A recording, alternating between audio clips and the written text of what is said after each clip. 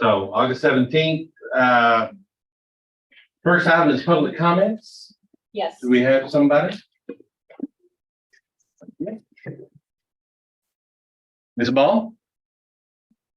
Hi. I was here a couple weeks ago. I wanted to introduce myself first. My name is Ray Ball. I live in Temple and I'm a graduate of Temple College. So I've been here for a while. I'm speaking on the library presentation today. They do have a seed library that they started recently in the past year, which I used this spring to grow a couple things. And I just wanted to say that was a great idea, and thank you for having it. And I'm really excited for the opportunity to volunteer with the Seeds Library at the Temple Library. And the other thing that I wanted to speak on was the proposed dog park on Newton Avenue. And I just wanted to propose that there be native plants included in that project as well. Okay. Thank you for your time. Good, thank you, ma'am. Next item is to discuss any of the agenda items on tonight's agenda. So council or staff or anything you need to go over? Anybody? No, everybody's good? I will be assigning on what is it, third? On the regular agenda. We do have a short presentation on that.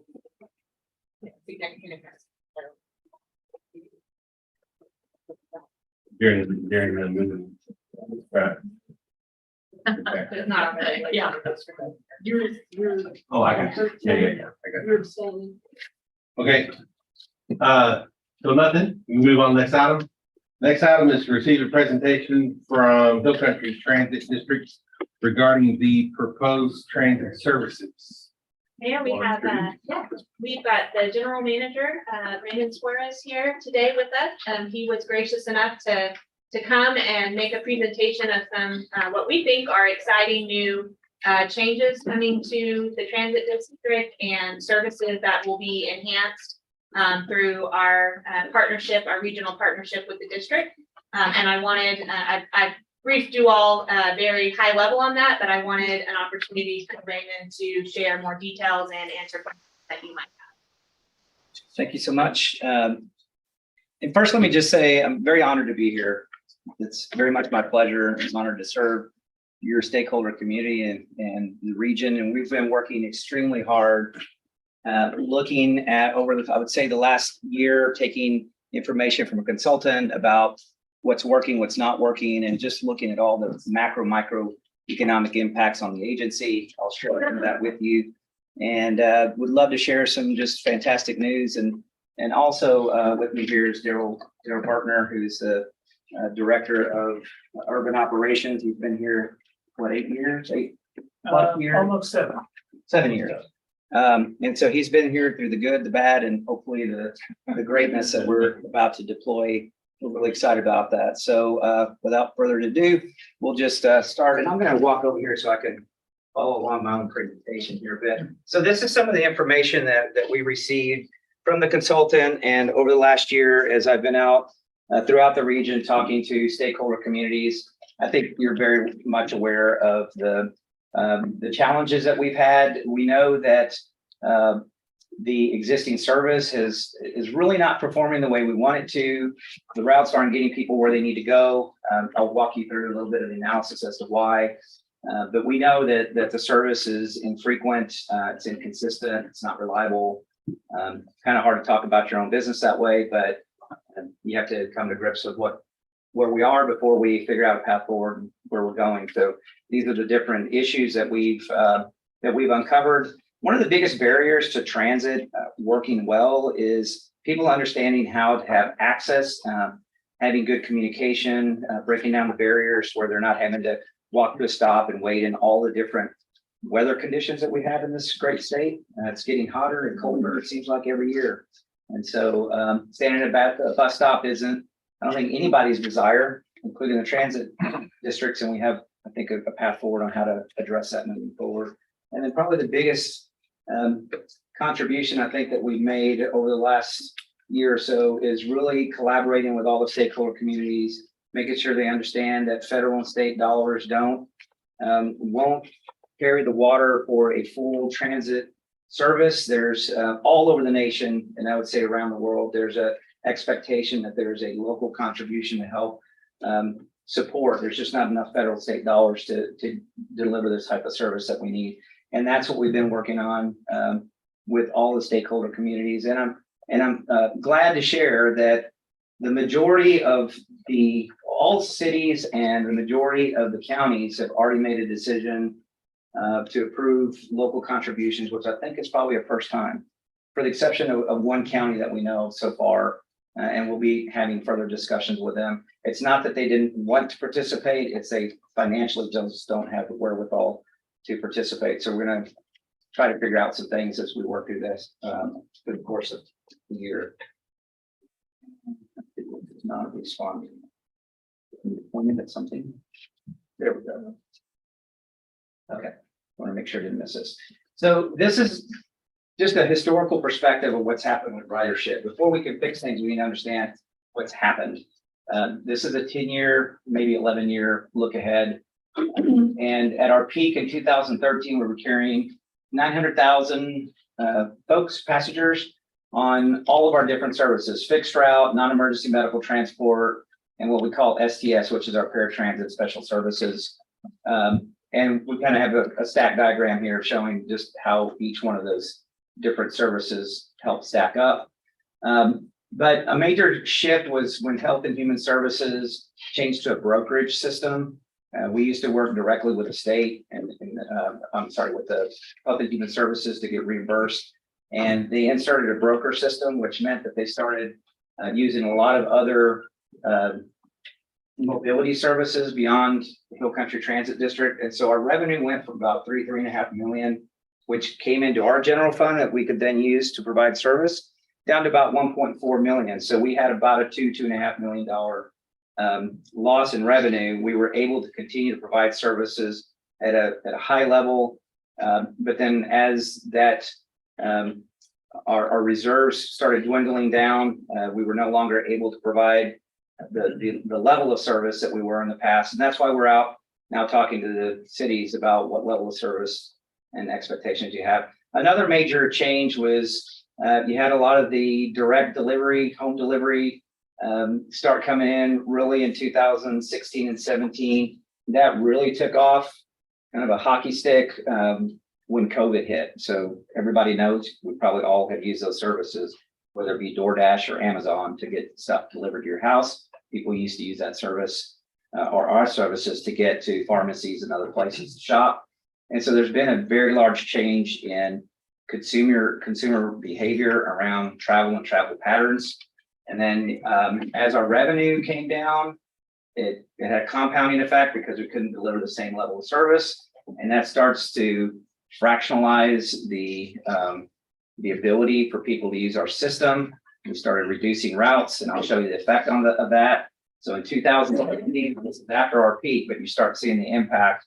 On the left is 2016. The dash vertical line is where most transit planners around the nation start looking hard at a particular route, saying if it's not to the right of that, then we need to look at it and make some changes to it, or consider that for elimination of the route. But again, you have to be careful that you don't eliminate the routes, because if you look on the right, when you reduce the routes, people have a lack of ability to get around your city because routes are missing. And so it has a compounding effect where you see even a further deterioration in ridership. So you can see, yes, sir. Can I ask a question? Sure. So I've heard of the broker system, whenever that was instituted, had a real impact. Is that because the brokers were siphoning off ridership to other places, to So other services, or what? Or did the expense go up to the point that people just couldn't afford to ride? So the first thing that happens is now you have a entity that's in the middle. So they're taking some margin off of that. And then their specific task is to manage all of the different providers. So we were probably I wouldn't say the singular provider, but probably the largest provider in our region. And then the broker started reaching out, and the whole system changed where anybody could start their own transportation company if they met all the requirements to set up as a business. And so you've had businesses that have started providing transport for non-emergency medical. You have to be certified to do it. You have to apply. But once you apply, you're certified, then you can provide those services. So these brokers started more or less brokering out trip by trip to the lowest cost provider. And we're not in the business of providing transit for profit. We're a nonprofit organization, but our primary focus has always been transit. So we did see a significant number of trips actually move from that were coming into the transit district that went to the Okay, private sector.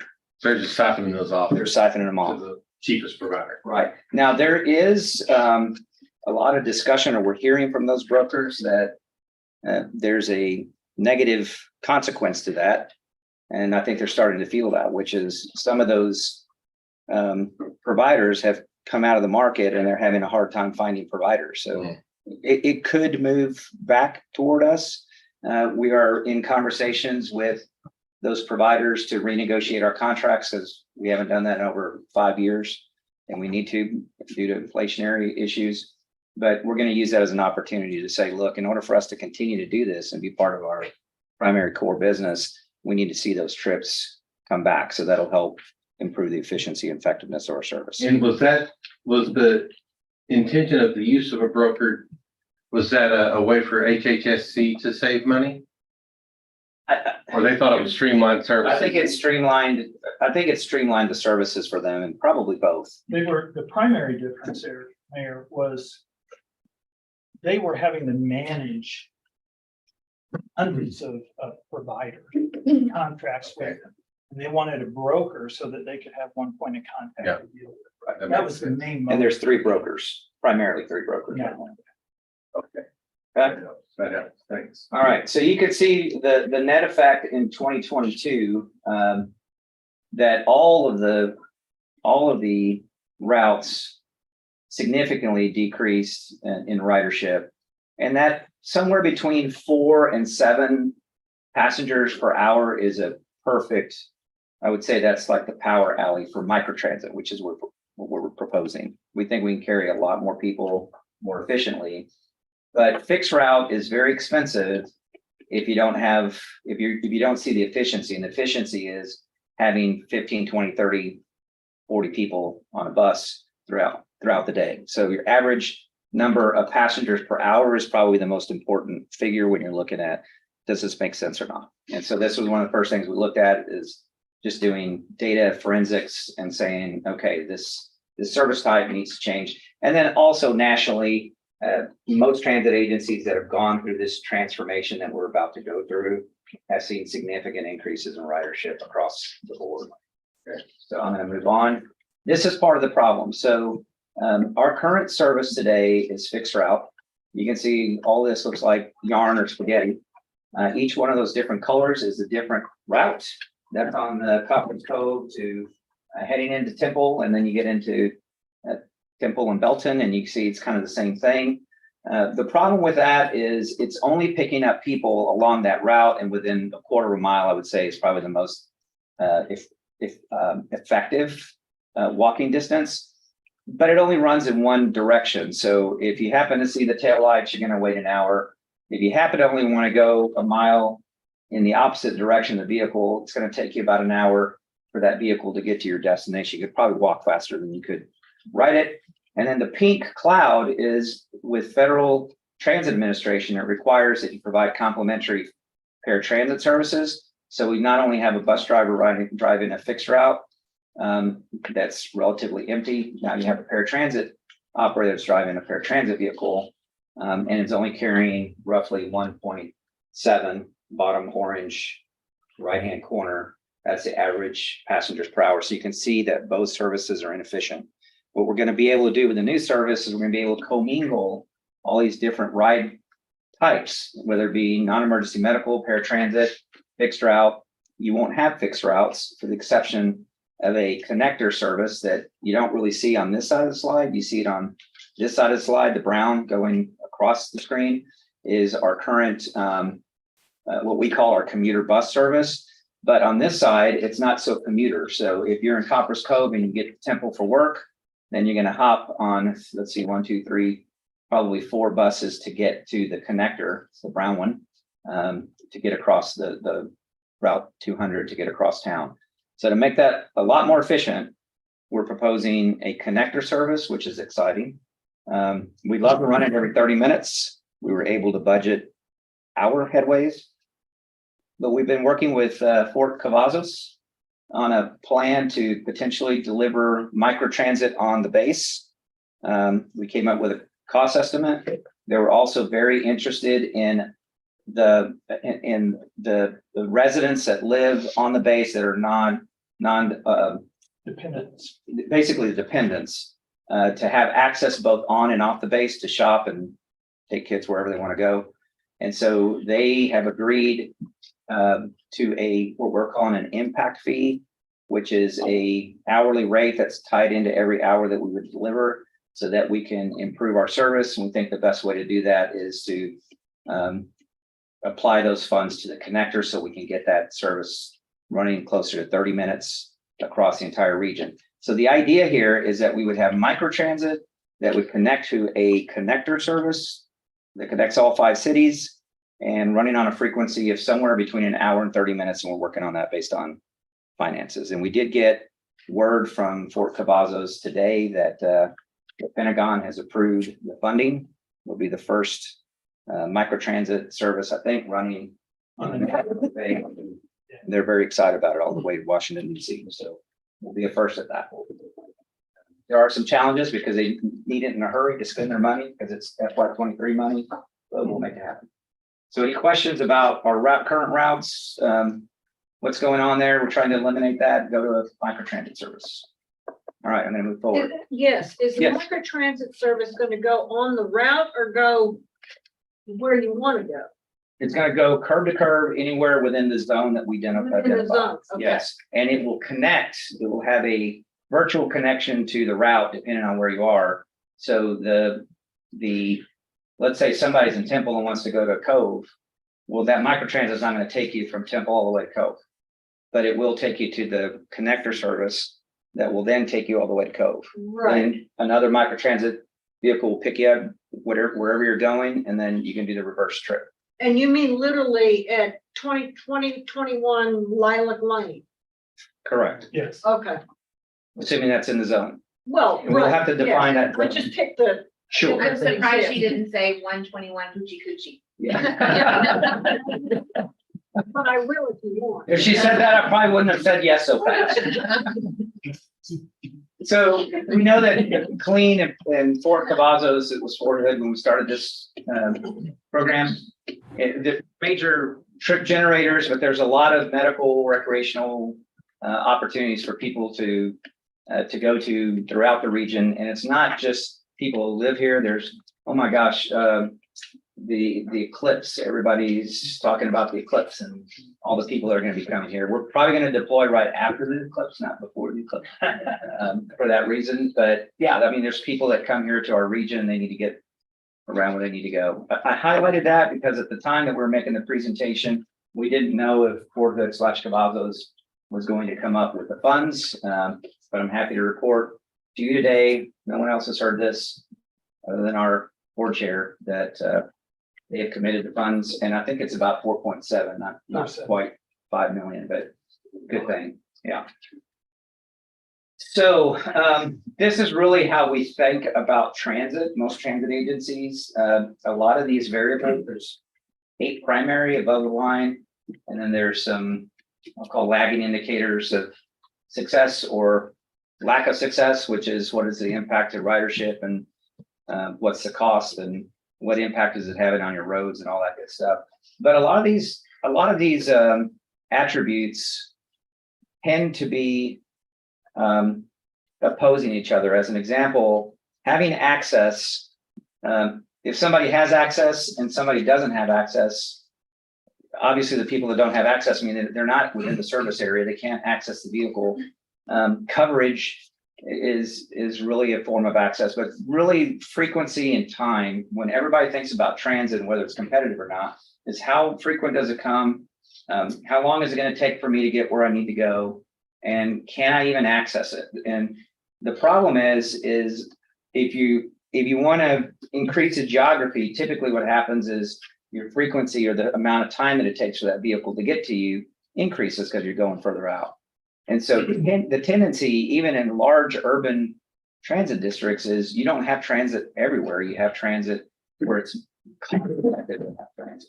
You don't necessarily want to go out to the unincorporated areas or where housing is very, they lack density because your vehicle is going to be spending a lot of time to go get one person when it could be carrying 3 or 4.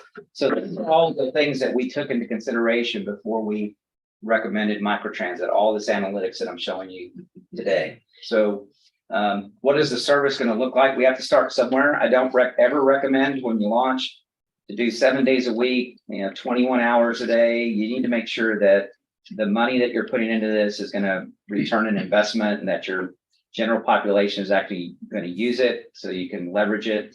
And then we can start talking after we launch, probably 4, 5, 6 months into it. It won't take long, about extending hours, weekends, and all these different things. But staff needs a little breather to get all this technology, get all the vehicles, train everybody, get it started, get your public used to using it, and then we'll talk about extension. So we're going to run 7 a.m. to 9 p.m. is what's being proposed. Saturday, we do this today, is we focus on folks that are going to dialysis and have medical appointments, and that's predominantly what we do on Saturdays. It's not typically general population that we cover. So the microtransit will run those hours. We'll start the commuter service a little early and finish a little early so that people can get to and from home and still have the microtransit system running. We're anticipating about a 30-minute peak. Now, as I mentioned to you just a minute ago, or several minutes ago, that your fixed route currently is hour headways at best.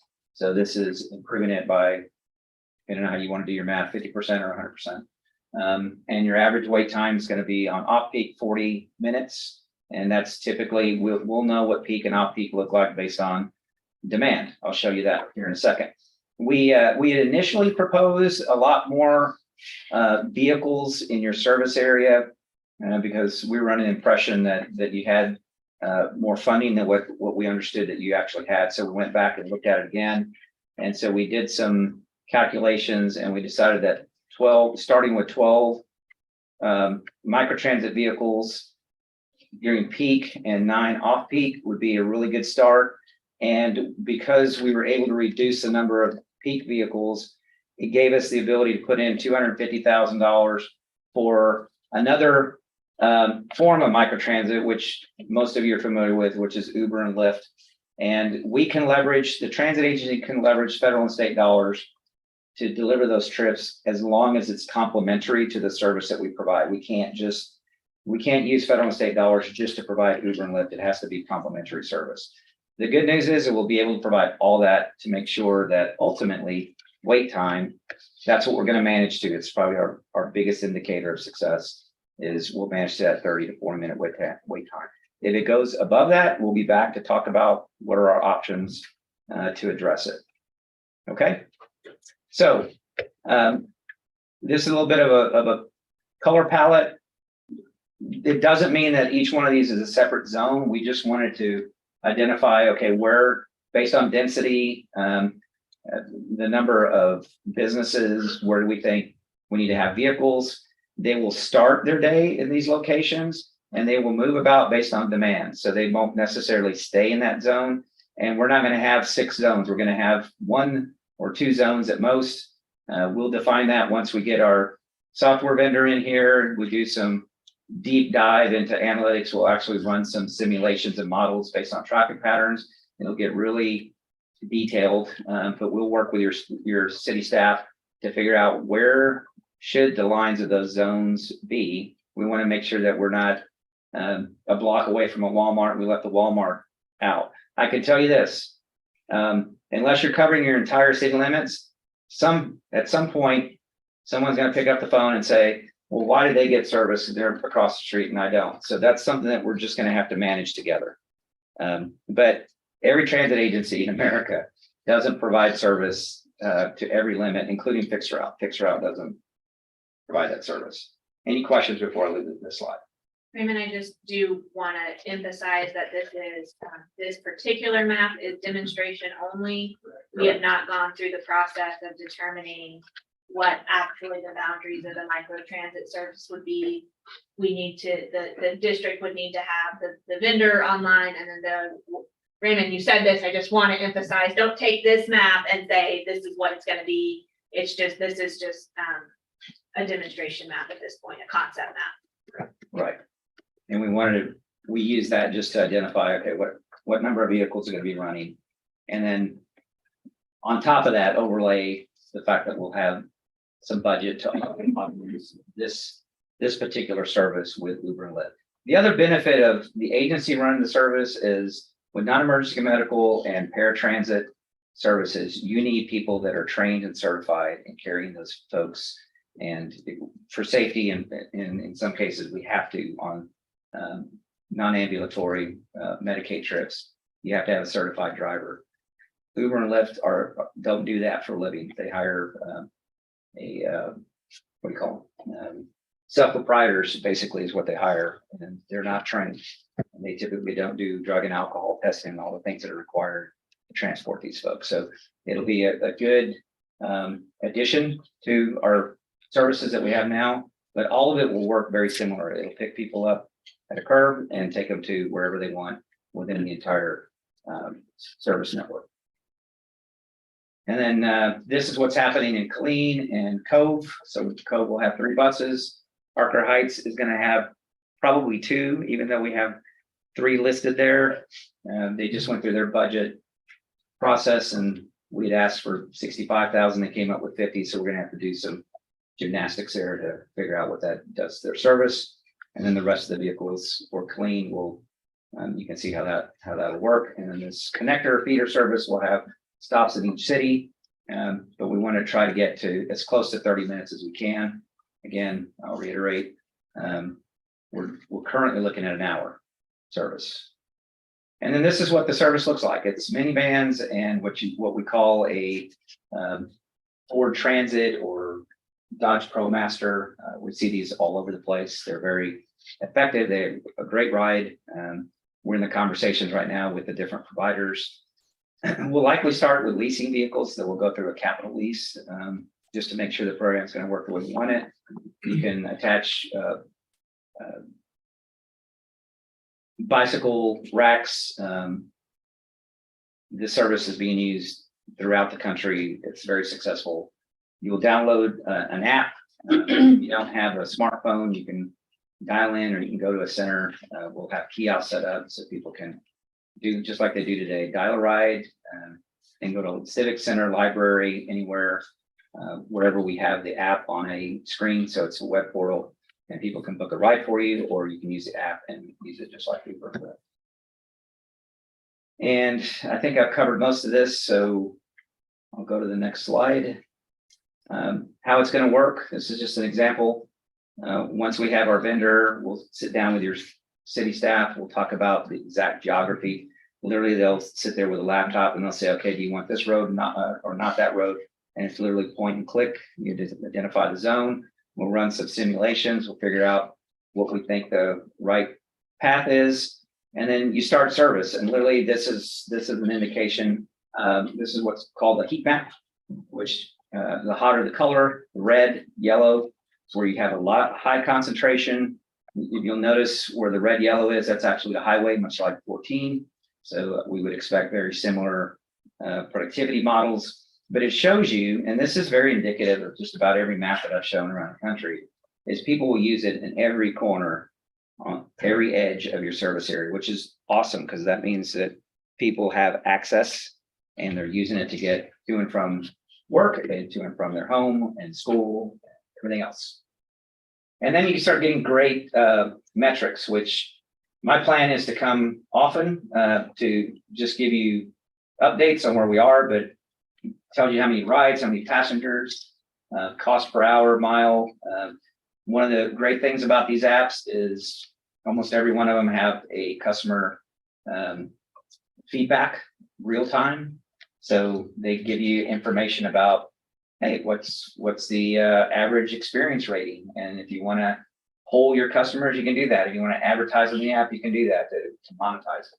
So we'll literally get not only day by day, but hour by hour increments of what our average wait times are, what the demand looks like. Is it in the morning? Is it in the afternoon? Is it in the middle of the day? Because all those travel patterns have been changing significantly over the last 3 years. It used to be you had a 7 a.m. to 9 a.m. peak in the morning and a 4 p.m. to 7 p.m. peak in the afternoon and a bathtub in the middle because people weren't commuting. Today, because of work from home, it looks like a camel hump in a lot of places before you do this. This shows you that there's consistent utilization of the service all the way until it shuts down. So usually 5 to 10% every hour is about what you want, because that means you can put a level of service out there. It gets well utilized throughout the day, and then everybody hurries up to get home. And so you see that peak grow in the afternoon. And when your service stops, then if you see that peak up at the end, that means that you're cutting off demand too early, and you'll probably have an hour of service. It'll cost more, but if you have your service, you probably have a lot more ridership. So what does that mean for cost? This is something I think everybody is interested in. This is our current system and the number of passengers that we were carrying. We carried 228,000 in 22. I think 23 is up maybe 15% or so, but not 345. But it's not where we want it to be. We want to at least double that. And that's what we're projecting overall, is a minimum of 650,000 riders in 24. And bear in mind, we're going to start this and it's going to take a little while for people to get used to it. But we expect by the end of the year, we'll have 650. And I would think that we'd be at our peak of 2013 by the end of 2025. And this is what we've asked from a budgetary perspective from each of the cities. Co-approved theirs early. I mentioned Harker Heights already. Killeen, we've been in front of the council, I think 3 times. Talked to their city manager. I think they have 750,000 budgeted, and if they haven't already, I think they're approving their budget real soon. So they're coming in. Belton, we met with their council, approved it unanimously. And we're hoping that you will consider approving this budget today. And Raymond, this does not take into account any rate adjustments that may happen if you do a rate study in the future, or fare adjustments rather. So this actually, thank you for bringing that up. This models in an increase in fare. That's something that we're going to discuss. We can't say what the fare is going to be because it's part of, as a recipient of Federal Transit Administration dollars, we have the responsibility to go out and get public input on this program. But because the service is, it's more expensive, but it's also much more accessible. Typically when these systems are deployed, you might do free or discounted service for the first 90 days, but typically a fare increase is warranted. And I don't think we've changed our fares. It's been 23 years. Actually, we kicked off the urban division in 2000 at $1 a ride, and it's still $1 a ride. Yeah. So, and we need board approval too. So we'll need to get the board to approve it. The board can't approve it until we do public input. We're recommending a base fare of either $1.75 or $2. And that in and of itself will increase the revenue pretty significantly. And then and we haven't talked about the connector service, the regional bus service. That fare can actually be, because it's it's not premium service, but it's more of a commuter service, and typically commuter services charge or cost more to deliver. So it's something else that we can consider.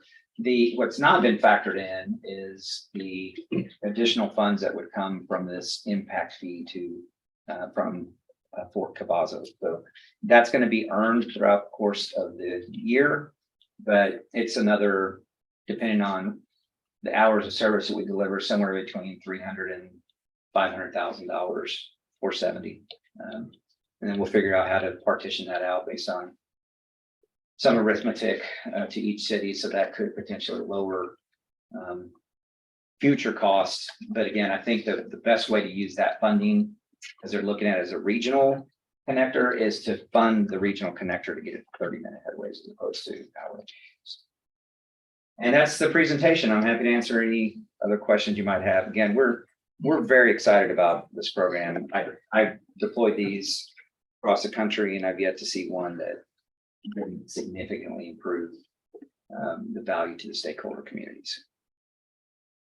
So Mayor and Council, I would just add that the budget that you will be asked to consider this evening does anticipate entering into an updated contract for services with Hill Country Transit District to implement this program as Mr. Suarez has presented. So if you vote in the affirmative tonight on the budget proposal, we will then bring back an updated agreement with the HOP that will outline this level of service to be funded through that allocation of funding. And our budget has approximately that amount in it. Yes, it does. What happens if, oh, could you put the last slide back? Sorry. Yes. What happens if Temple agrees, our budget is approved tonight, including this, and just as an example, Cove and Harker Heights don't agree? What happens to our costs then? So the way it's been modeled, the impact would be on the connector service, not necessarily impacting each city. We tried to the best of our ability to model each city independently. There'd be some marginal allocation of administration that would impact. I would say at this point, everybody has said they're in and have either already voted or have verbally communicated that they're going to fund the agency. And our board meets on the 24th, and that's just another round of gut checking. As I mentioned before, we've had one formal acknowledgement that the city of the county of Hamilton doesn't have the financial capability. They want the service. And we want to have a discussion at the board level of our bylaws say that there's a cessation plan for them to exit. But there's some permutations that we probably need to work through in conversations with TxDOT. Bear in mind that there's a federal and state apportionment that come through the TxDOT with the expectation that we'll deliver rural service, regardless of if they're providing a local contribution or not. And as a region, I think it's healthy that we have a way for stakeholder communities to be able to join. And so we don't want to create a hard barrier for them being participants. It's likely that maybe they won't have a board seat or something on board, and that we would contract with them for service for at least a year until such time that they either come up with funds or they don't. And then we can have conversations with TxDOT and the FTA about maybe those funds go to a different region and they're being served by someone else. But I don't know why we'd want to do that, because we defray some of our administrative costs against those federal and state dollars. So there's conversation that needs to happen. But the way we've done this, we believe that to the best of our ability, no harm, no foul if a city decides to pull out. The one challenge to all of this is you have two urbanized zones. They're called UZAs. Temple and Belton are in a small UZA from a federal perspective. So let's say Belton said, well, we don't have the money to do this. That's fine. We wouldn't deliver service to them. But the federal and state dollars stay in the UZA. So that means that Temple would be the benefactor of using those funds, and Belton wouldn't have those funds available to them. It's a little bit different for the rural districts. I hope that didn't convolute the subject, but I just want to be very clear about, for some reason, everything in transit seems to be complex. Anytime you get federal and state dollars flowing through, it gets complex. But I think that if one says we're not able to participate, or we don't have the funds to participate at that level, then we would just reduce the level of service that they have in their city. And it shouldn't significantly impact Temple and the others, other than potentially some administrative. I have one other question. At some point in your presentation, you made reference to Medicaid and handicap passengers. Jessica may have brought this up, so stop me if this is duplicative. A couple of weeks ago at a council meeting, we had a resident who has a severely handicapped friend who needs ridership to a hospital. Did you go through all this? Okay, this person evidently has to be carried like as in a stretcher. Is this going to provide for people in that situation? I think that falls underneath of emergency medical. We don't ambulatory and non-ambulatory. So if they're in a wheelchair, yes, we can handle that. If they're in the zone, which most. Okay, not in a wheelchair, Not in a wheelchair, Not but in- in a stretcher. in a stretcher. We would not. Okay, so this will not provide, because we'll hear from this gentleman again, I'm sure. This will not provide service to someone in that situation. Thanks. Yeah, they would need to, there are companies, private Right, but they companies. can't afford it.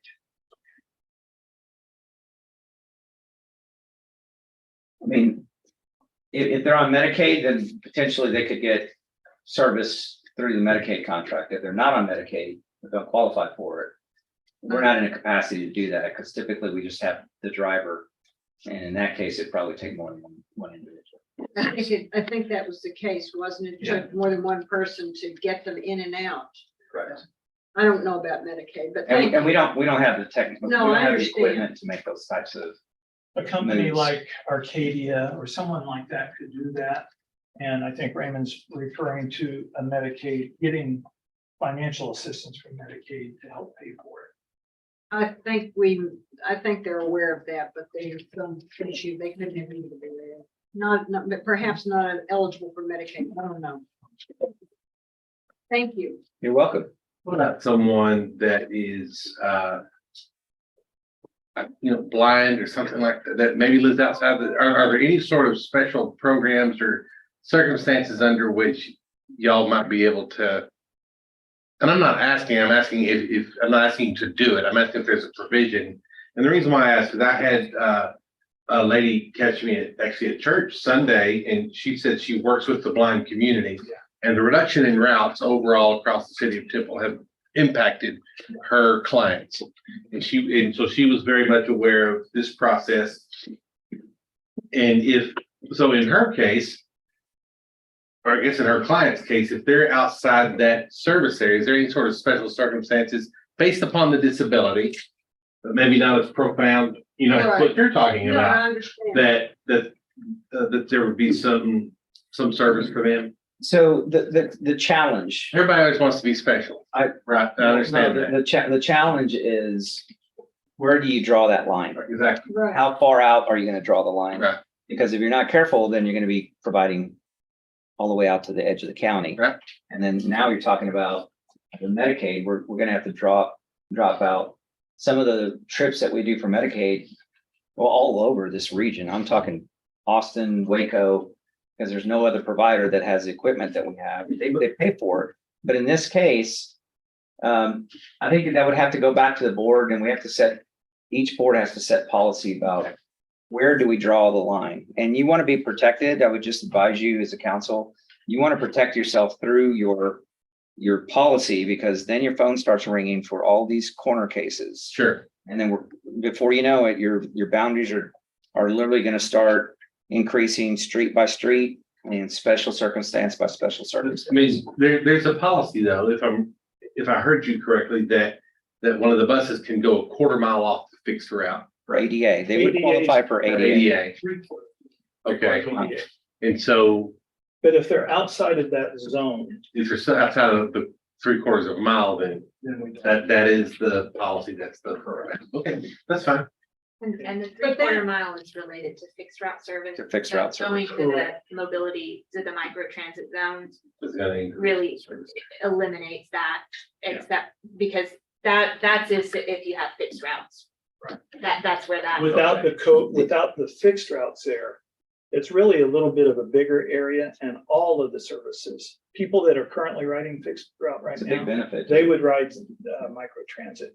Same with ADA, same with non-emergency medical. We commingle all of those services into the microtransit vehicles. And the curb to curb service is gonna allow for a greatly expanded service area, right? It's More more convenient. convenient, better timing, less wait time, less time on the vehicle. Yeah, there's a lot of. People's travel habits change.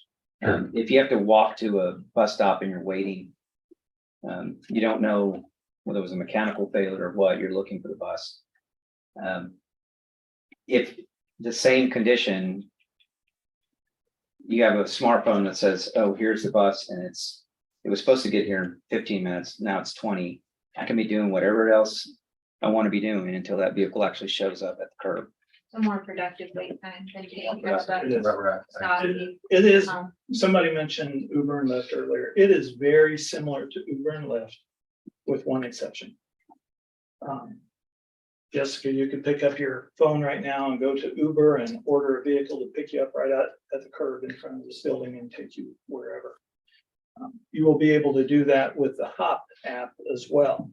And you'll be able to go get on that vehicle and start going that direction. But the one difference is we're public transit, so we have to do shared rides. So rather than it taking you directly from A to B, Susan may also chime in on her app about that time. So the vehicle may come pick you up.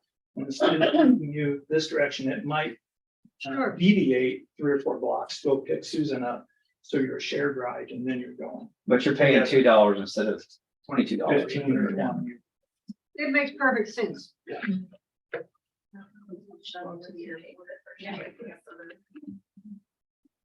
But to Tim's question about the blind resident, that wasn't outside of the zone, Tim, was it? That was an issue with the size of the bus and the proximity of the house to a dead end, wasn't it? That bus couldn't turn around or that. Oh, yeah. Yeah. Yeah, I do. Well, first of all, let me tell you, we do handle VIP visually impaired persons, I think, on our bus all the time. And so we do that. And that individual's mother is blind. That issue had more to do with a very narrow street Right. with lots of cars on it. There's some guy wires coming down. There's a fire extinguisher in the way. And we didn't have room to maneuver the bus down that dead end street and still turn around there. So what we started doing is stopping at before they turned into the dead end portion, they stayed on the main street and our drivers were just going down to get that individual Walking down. and walk down, get them and push And the help them. wheelchair back. Yeah. These vehicles are gonna be smaller, more nimble. They won't be breaking up your curbs and creating potholes and all that other stuff. They're not gonna stop traffic and have people pile up while they're waiting for people to get on and off. So what happens, Making transit sound really attractive here, but it'll solve all those problems. what happens to your fleet of buses? Regular We're buses? going to, well, first off, our fleet is Very old. very old. They need to be replaced anyway. We have So not had. You've been robbing parts, right? We will- We will age these out and then we're going to get this up and running quickly. We're going to lease these forms of vehicles. Mm. And then eventually we'll do a capital purchase. We really want to spread the capital purchase out, so you're not buying too many at once, because then they all age out at the same time and you're fleetless. Probably what you'll see on this connector route. Right now, it goes from really clean, but we take passengers from as far as Cove onto it and it goes to the VA hospital. But it has an actual 2-hour headway. It takes 2 hours to go there and to come back.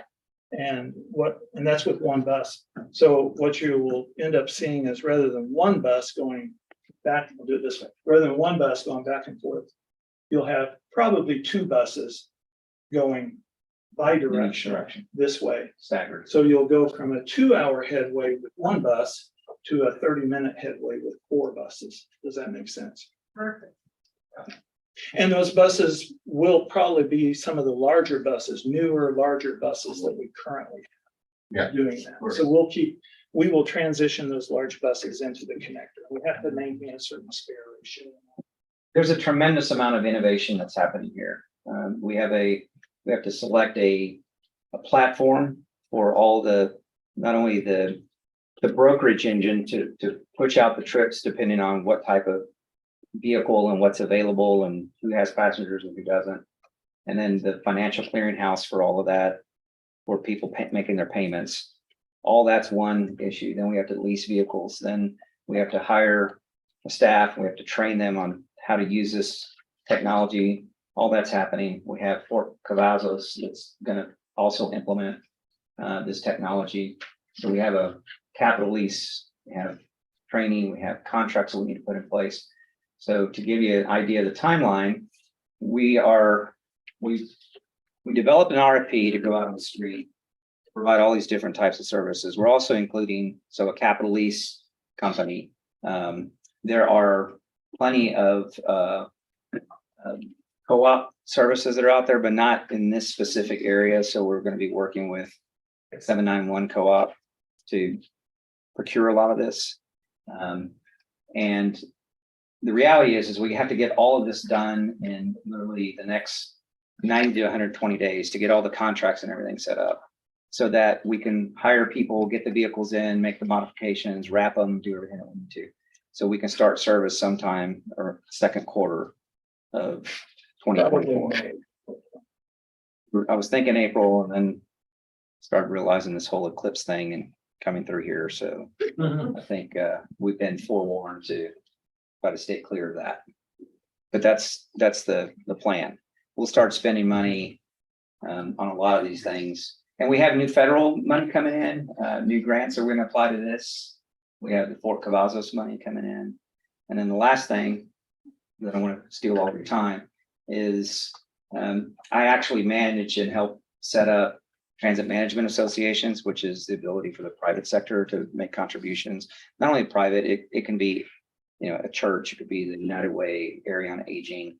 As we've been presenting to the city council, we've had city council members come out and say, hey, I run a large distribution facility in Temple or somewhere. And is there a way that we can financially contribute to make sure that our folks are getting back and forth? So that's something I mentioned it. We didn't want to get started until we knew what this agency was going to look like. I didn't know whether folks were going to buy into it and come up with money. And it's been very challenging. I would say that the pride I think that we can all take away is that every community, even the ones that's not contributing, have said we desperately want to keep our service. We think it's vital to our community. So good on all of you for recognizing how important transit is to a thriving community moving forward.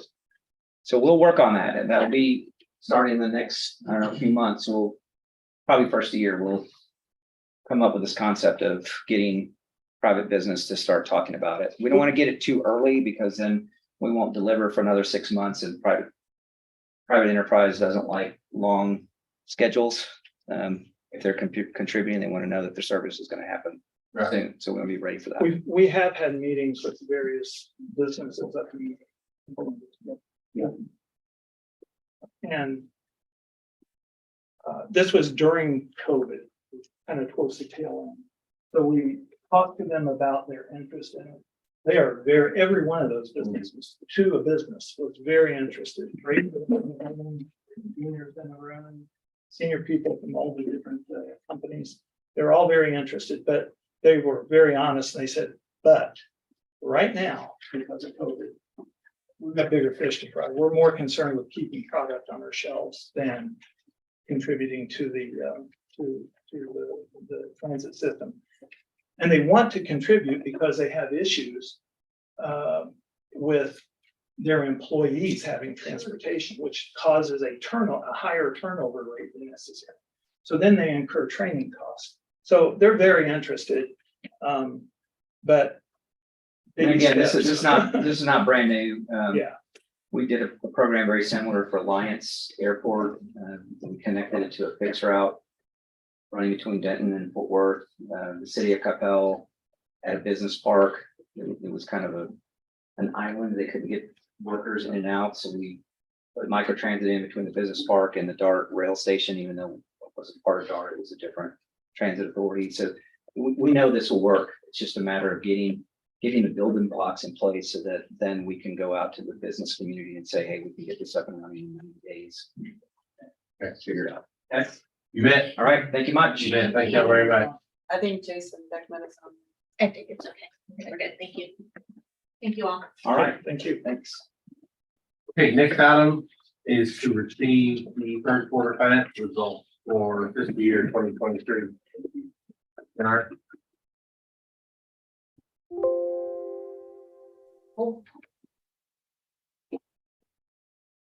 These have disappeared. We had problems locating.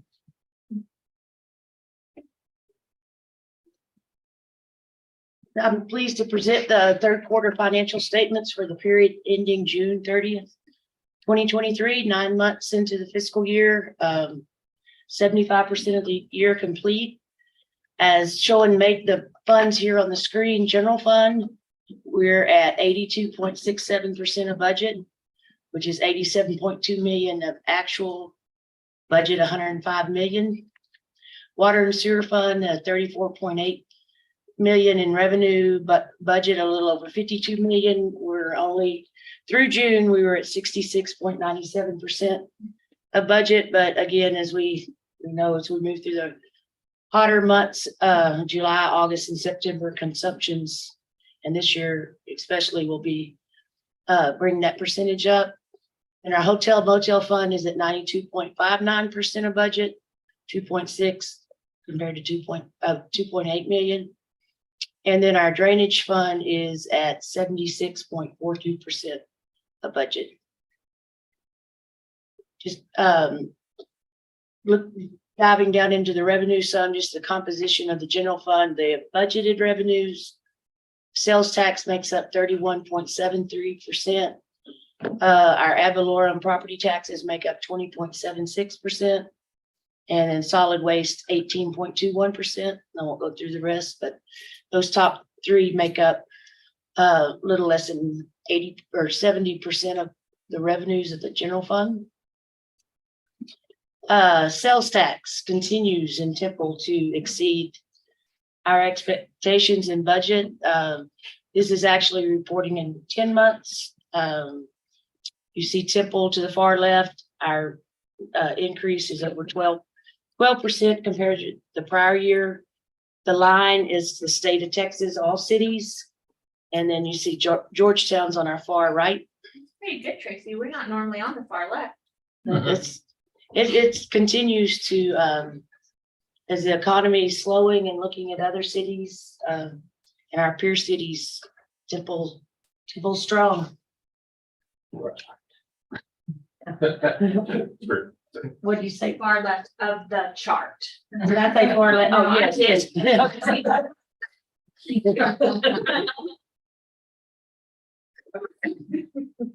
I ran out at Buc-ee's at lunch. I know they contribute a lot. Lord of mercy. Need a traffic patrol inside. Another revenue highlight is our property taxes. This is percent collection of the current levy. We're at 97%, slightly less than other than 2019 of where we normally are. We have had several adjustments to the tax roll this year as far as values, and that attributes some to that 97% collection. Another revenue highlight related to the hotel motel fund. This chart shows historically years are in the bars, and then FY23 at the line. See revenues, month by month exceed prior years a good bit, and keep in mind how that line is the direction of the line. You go to occupancy rates, very similar. But I just speculation of looking at that with the occupancy compared to the revenue in the March through June. I would say some of that has to do not necessarily with occupancy, but the rate per room. It's a higher. Yeah, Got higher rate, not higher occupancy. it. No, right. So that's what I say that is attributed to. Moving on into the expenditures for the 9 months ended June 30th. The general fund, we're at 69.44% of budget. Water and sewer fund, we're at 71.45% of budget.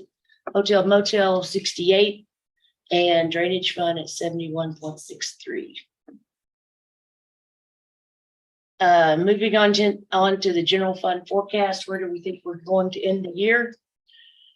We're forecasting revenues to end the year at 109.8 million. Our budget is 105.5 million. And that would be a $4.2 million favorable variance, or 104% of budget. Expenditures, we're currently forecasting to end the year at 106.7 million of a $112.9 million budget, which would be a $6.1 million favorable variance. And that's at 94% of budget. And you add those two favorable variances together and you get 10.4 million. And that's still even with the microtransit written into the budget. And this is 2023. Oh, right, never mind. Right, of course. And that was Yes, yes. 24. And why, when you look at revenues more or less than budget, sales tax is on the far left of the chart. The peak is last year, and the blue is for FY23, or the baby blue. Sales tax is not as much as above budget as it was last year, but still a significant contributor.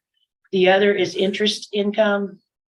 I have a chart. I want to show in a few minutes to just show what interest rates have done over the past year and a half, has increased significantly.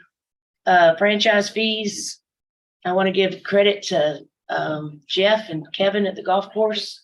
They used to be on the far right of the chart. They're now moving to the left side of the chart. Finally. Airport, again, last year they were slightly above, but they're this year very below, or slightly below the line. And then, as I told you, the collection, the adjustments to the property tax roll is the contributing factor for the property tax being less. Would you talk about solid waste? Solid waste, last year, that pink, a lot of that as of June 30 related to roll-off. Okay. And this year, we've actually did some budget amendments, taking some of the revenue above budget and allocating it to repair and maintenance. That's a major repairs on garbage trucks this year. Yeah, we did. And just the fleet, the Sure. size of the fleet, the repair and maintenance. So We also have the storm recovery. I don't know if that plays into that number in particular, but. no, we use fund balance, but probably some of the O&M could have caused a budget amendment needed for the O&M. Yeah. And the property tax issue is partially because things are still being adjusted. Yes, and that could be with pending, with the appeals so high, settlement of those appeals afterwards. And they're still going. Right, they're still going. I had 2 calls yesterday wanting us to do something about it, like, sure, we'd be happy to. The other thing is just some properties might have been coded that they were go to the general fund when they should have been going to the zone.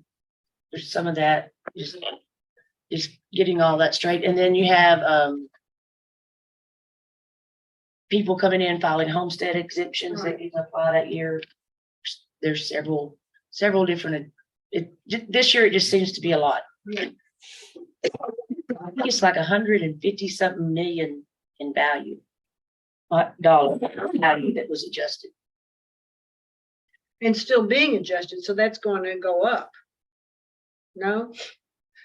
We could potentially still have adjustments to the current year we're collecting Yeah. on, yes. Okay. Yeah, they do them daily. Yeah.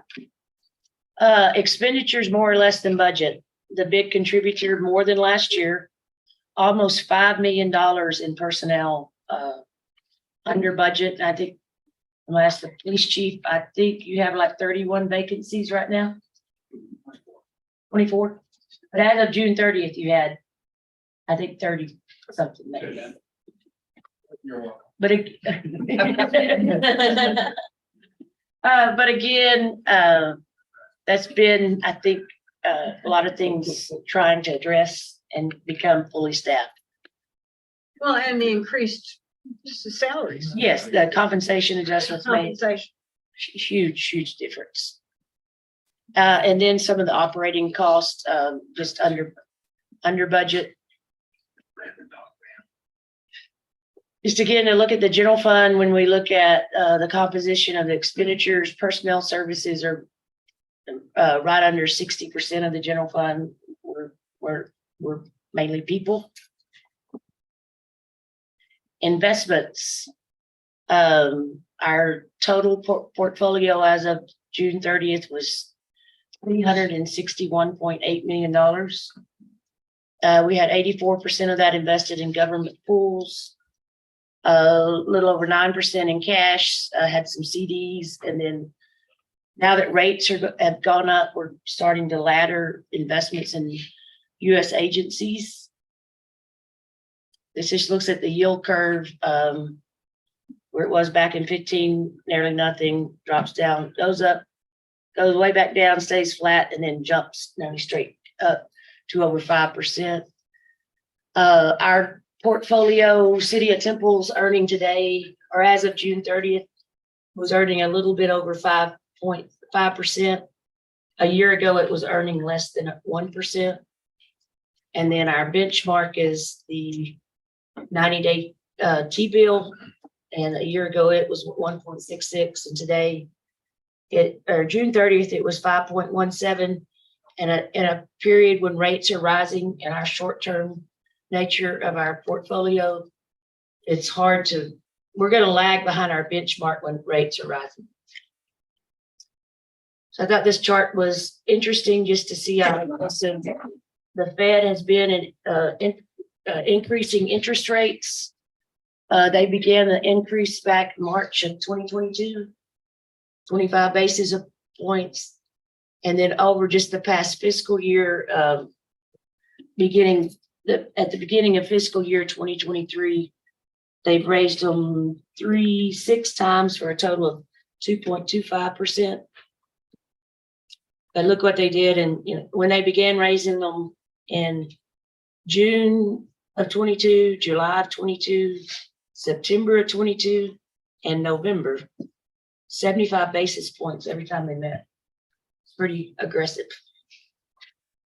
It doesn't seem to be slowing anything down around here, Right, not around other places. capital improvement program. I think in March, we reported just over $500 million. Today it's 500, or June 30th, 553 almost 0.4 million. 32.4% of that's funded by combination tax and revenue bonds, 32% reinvestment zone, and 27% water and sewer.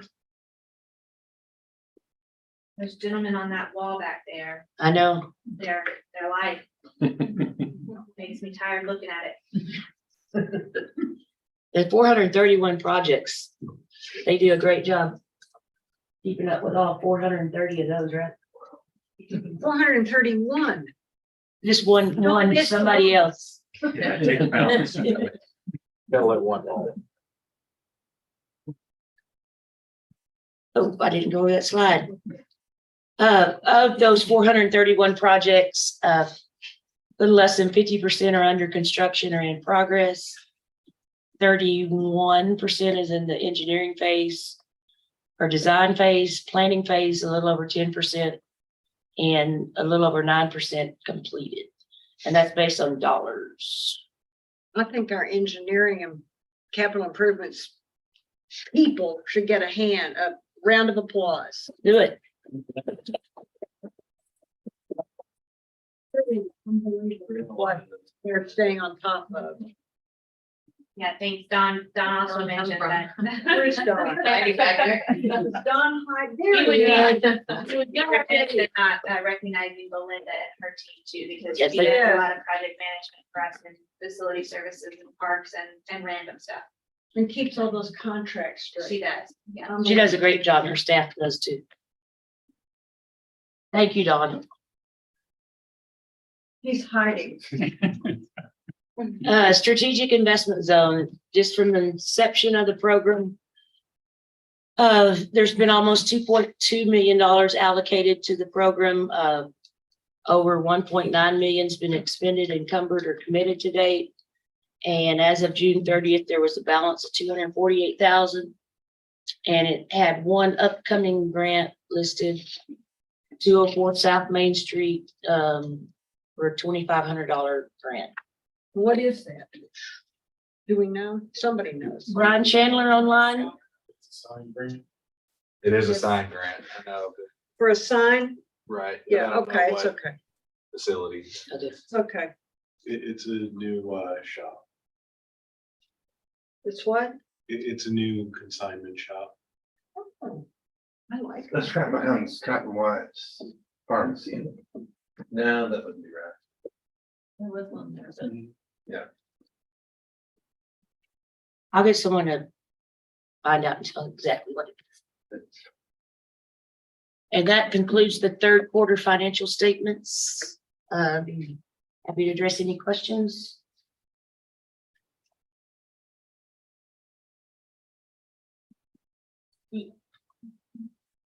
It's impressive. Temple Strong. Didn't we have a T-shirt at some point that said Temple Strong? I think we did. After Hurricane Chamber Uri? passed those out. Huh? I think the chamber passed those out. Oh, after Hurricane Uri or whatever it I was. thought it was during COVID. No. Nice. Snowmageddon. Yeah. Well, I have one hanging in my closet that says Temple Strong. It came from somewhere. You know, there, to me, as I watch the paper and, you know, different entities are putting their tax notices in the paper and, you know, what they're doing. No revenue rate, you know, no new revenue and then, you know, some reduction in rates and stuff. One thing that maybe the citizens don't always like it. One thing that I appreciate about this staff and this council is kind of keeping the, you know, the pedal to the metal, knowing what we have coming up, knowing the demands that will be coming up in, you know, 7 or 8 years, which will be here in no time, right? With the increased demand on our system, that we don't do the short term, you know, we're gonna knock a penny or two off the rate when that revenue could really be used for something. It helps finance what these guys are doing, right? It helps finance what the chiefs are doing. And to be able to continue to do that in a smart way, using the sawtooth is exciting. And frankly, it's commendable, not for council, it's commendable for staff to be able to put all that together, to plan all of that. And then ultimately, sometimes council gets to go out and take some arrows, right? I mean, we hear about it, but I think we're doing the right thing for the community. And after we're all gone, right, we will have done it right. And to me, that's what these things represent.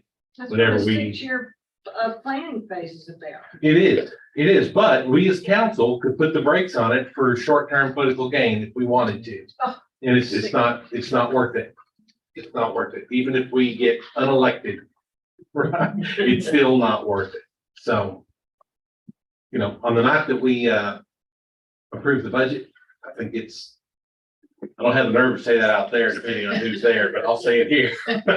So, Well, Jessica's gonna whack you out there because you better say it. so, He's charged with that.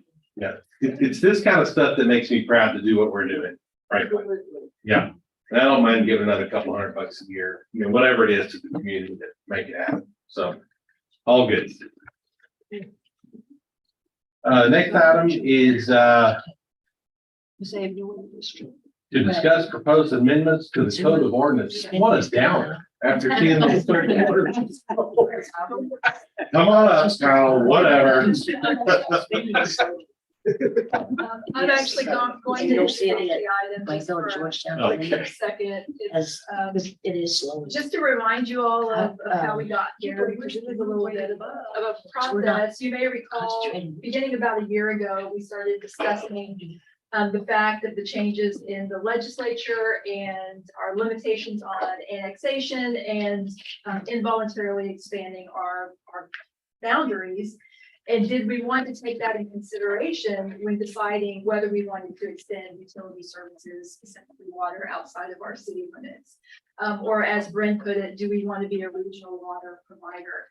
And I think at the time, we had discussed the PUC decision upholding cities' ordinances, declining to provide water service outside of the city limits. At the time, the primary one was the city of Laredo. And at that time, it was a council consensus to amend our ordinance to go ahead and put in that restriction that in order to receive city services or water services, you needed to annex first into the city limits. And a draft was presented towards the end of the year.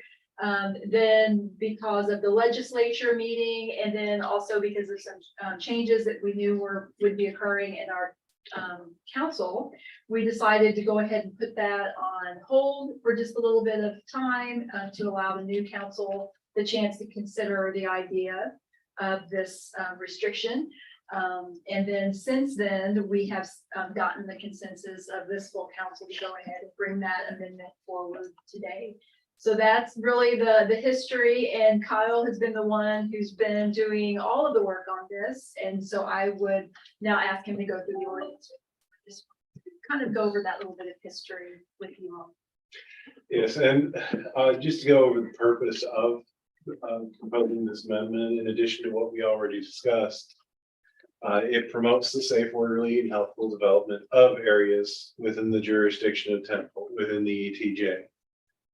And it supports strategic items, plan items, including plan for design, construct, and maintain high quality water, wastewater, and drainage infrastructure, so that we can keep that quality within our city limits. Facilitate high quality, safe, and strategic community growth, to make sure that we're growing only where we intend to. Create neighborhoods where people love to live. Create efficient, integrated, streamlined regulations, policies, and processes, and continue the growth management approach and that encourages infill. So we're not just extending all of these water lines outside of our city limits, and can actually get some of these infill developments that we're looking for, and some redevelopment. And of course, update and modernize the code of ordinance. So the first section, this is all in Article 3 of Chapter 58. For the first section, we essentially address eligibility to receive service.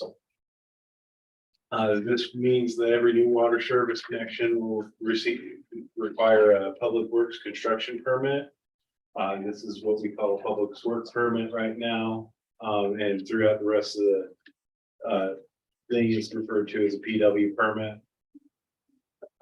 Before that permit can be issued, though, the property must be platted and recorded unless the property is exempt from platting requirements. So those are the exemptions of, you've got 10 acres of land in a single family residence. Those would be exempt from the platting requirements. Generally, the city is not going to provide water service outside the city limits. We follow the Laredo wording on that.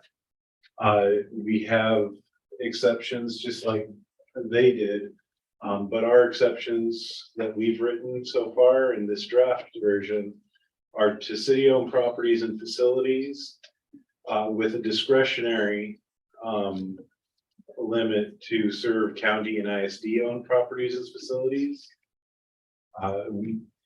You do need to make sure that you treat them all equally under the circumstances when we're considering whether to serve, but this allows certain growth that we do find beneficial. It won't affect any of the properties currently connected to and receiving water service from our system. And we also included a subsection clarifying that that we cannot be construed to extend or improve infrastructure for any new or expanded service requests. They're going to be on the developer if they are wanting us to extend. The next section dealt with the application requirements for those PW permits. They will have to sign a statement affirming that they've complied with all the requirements. They'll have to submit construction plans. They'll have to submit the certificate of plat compliance letter that we've previously talked about. This is provided under the local government code. And it must confirm that a plat has been approved or that it's not required, that they're one of the exempt property. And this is really important because the local government code states that a utility may not serve any land unless the utility has been provided a certificate of compliance with the plat requirements.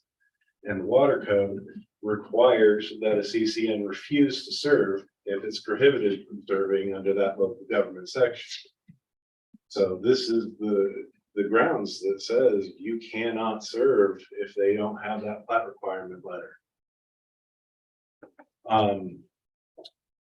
They'll have to include the name and address of all owners of the property. Name and business address of the construction company that's going to do the work, where the work is going to be located, and any other info required by Public Works. For the review, once they've filled out this application, provided all the documents, Public Works will be the entity charged with reviewing the application for compliance. And if all standards are met, specifically the requirement that no water service be provided to future land development outside city limits, then Public Works will issue the Public Works permit.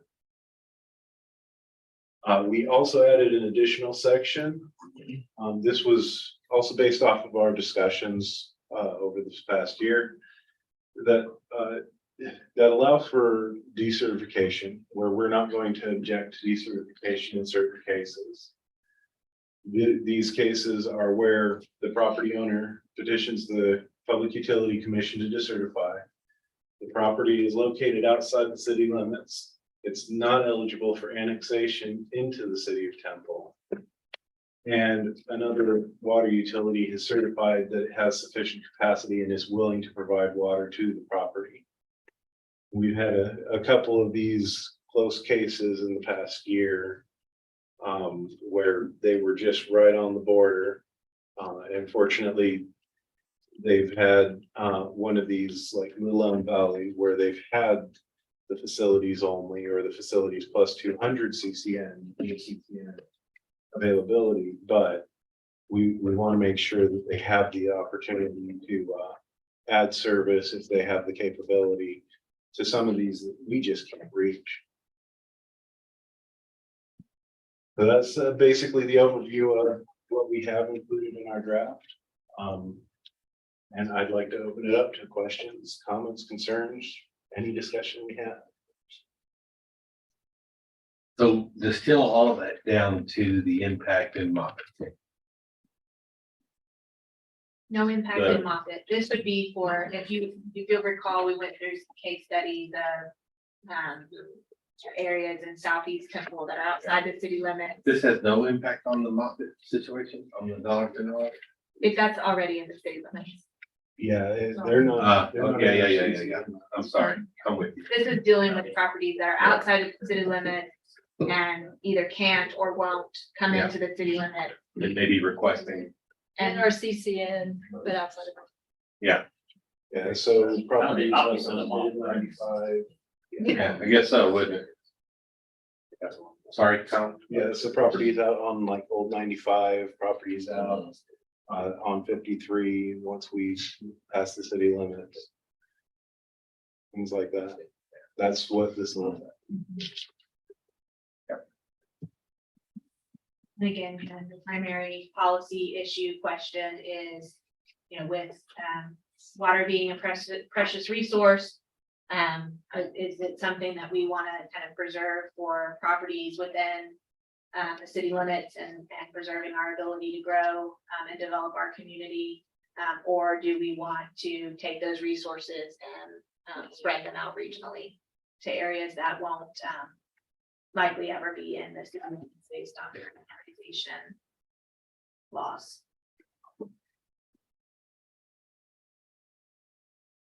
Correct me if I'm wrong, because I'm often wrong, been wrong a couple times. The old flagpole, right, don't really call it, where you annex in the county road, right, then you go out to 400 acres.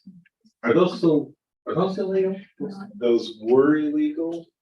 They have just changed to this last legislature to where you can annex the right of way and the property.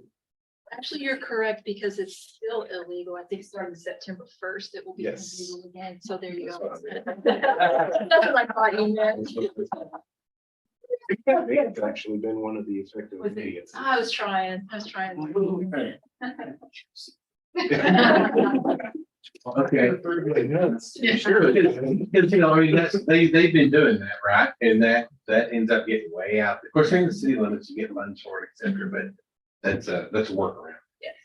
Yeah. Where it and- makes sense. I And mean, you still can't do it if the agency who owns the right of way objects. Right. There is still that limitation on But you'll take maintenance of the road, they don't object. Yeah. Request, All right. forget objecting. Okay. We do need to be strategic about which of those we accept. We don't want to Right. have the Yeah. sprawl of the system. Right. So there are, The 5 lots. yeah, some of them are a lot of large lots, but yeah. Yeah. just because someone petitions you for annexation doesn't mean that, I mean, you make your judgment call as a council of whether it makes sense to accept that property within the boundaries of the city. So that would all come into the consideration of, you know, whether that makes sense for you to say yes to, or whether it makes sense to encourage them to decertify and seek water from a water supply corporation or other means. And that affects all city services. Yeah. Solid waste. Solid waste. Could make a solid waste route kind of wonky. Yeah, and even when we are annexing, we only have to provide the services that we include on the service plan. Which, going back to that Family Dollar water service, wasn't included on there because Moffett already supplied. This gives us a little bit of a carrot for areas that we would like to annex. so- Yes, yes. It does, especially when they're close by.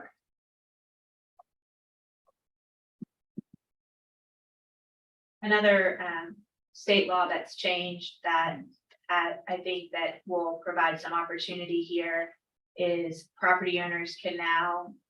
Actually, I don't know if that's probably as of September 1st, but I'm not sure if that one was effective immediately, but property owners can now petition to be released from a city's ETJ, and the city has to either call an election or just grant the release.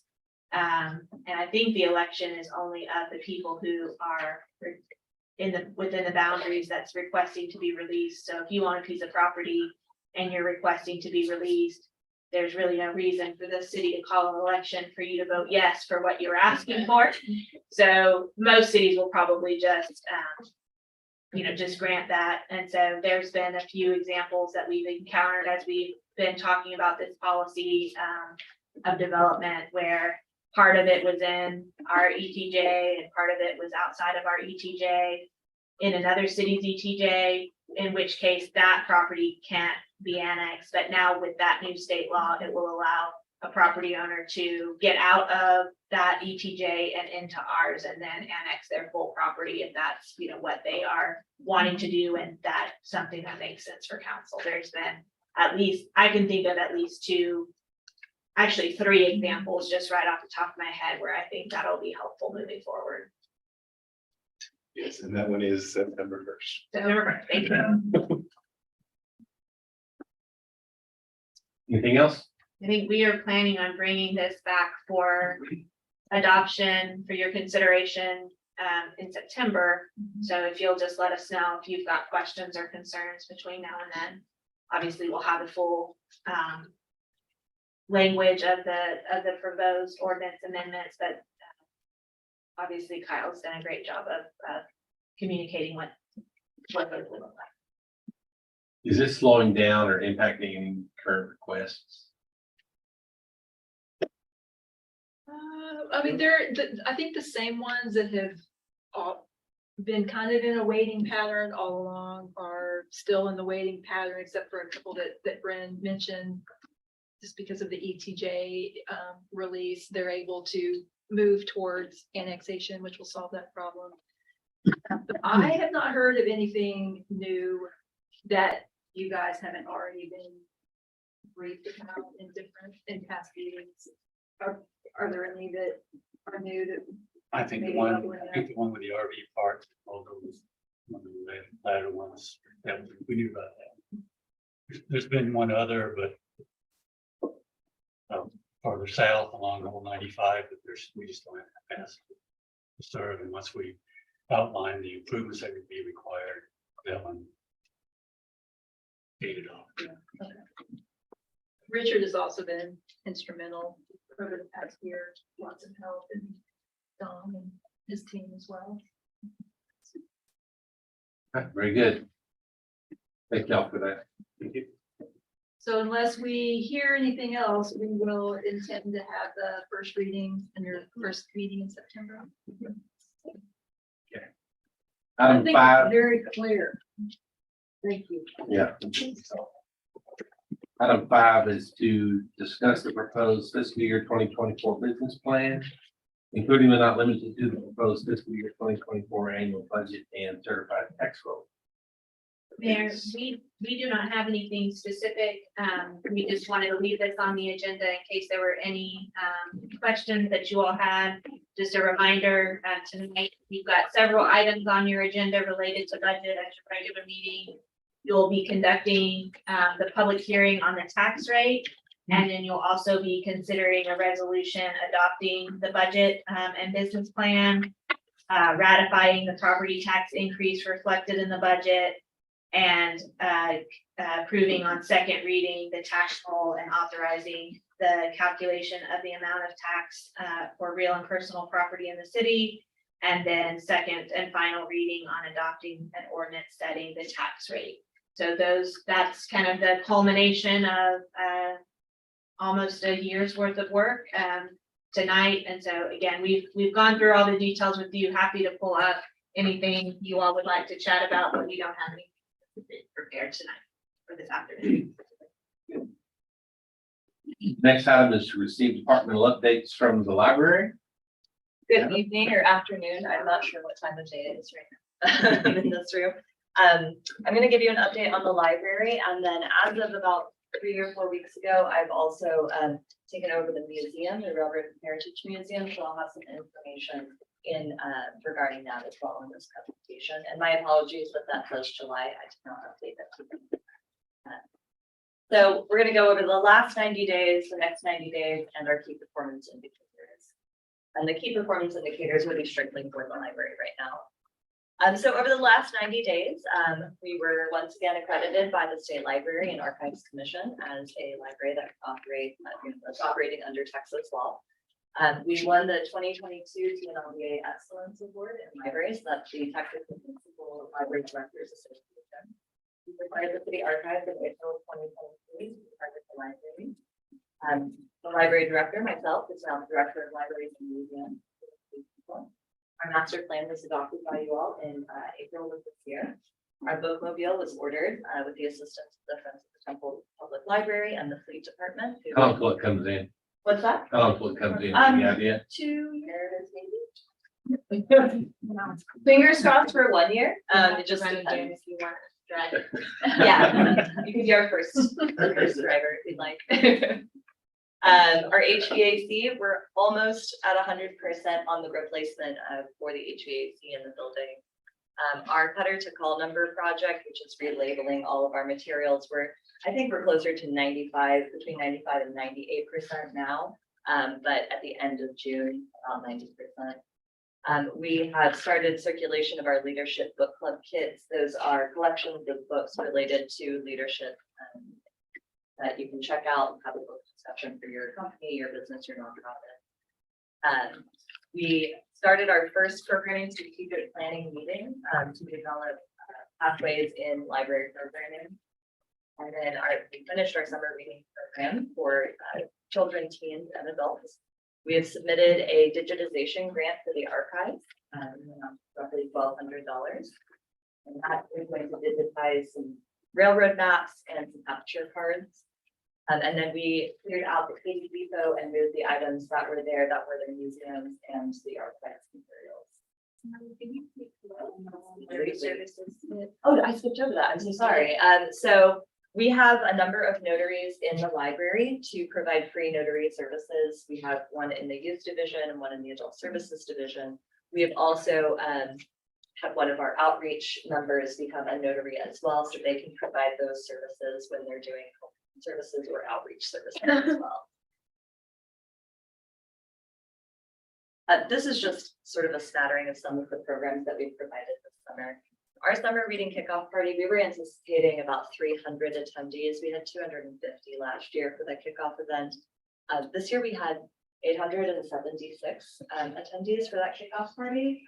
So it's in the budget to give us maybe a little bit more money. We ran out of snow cones real fast.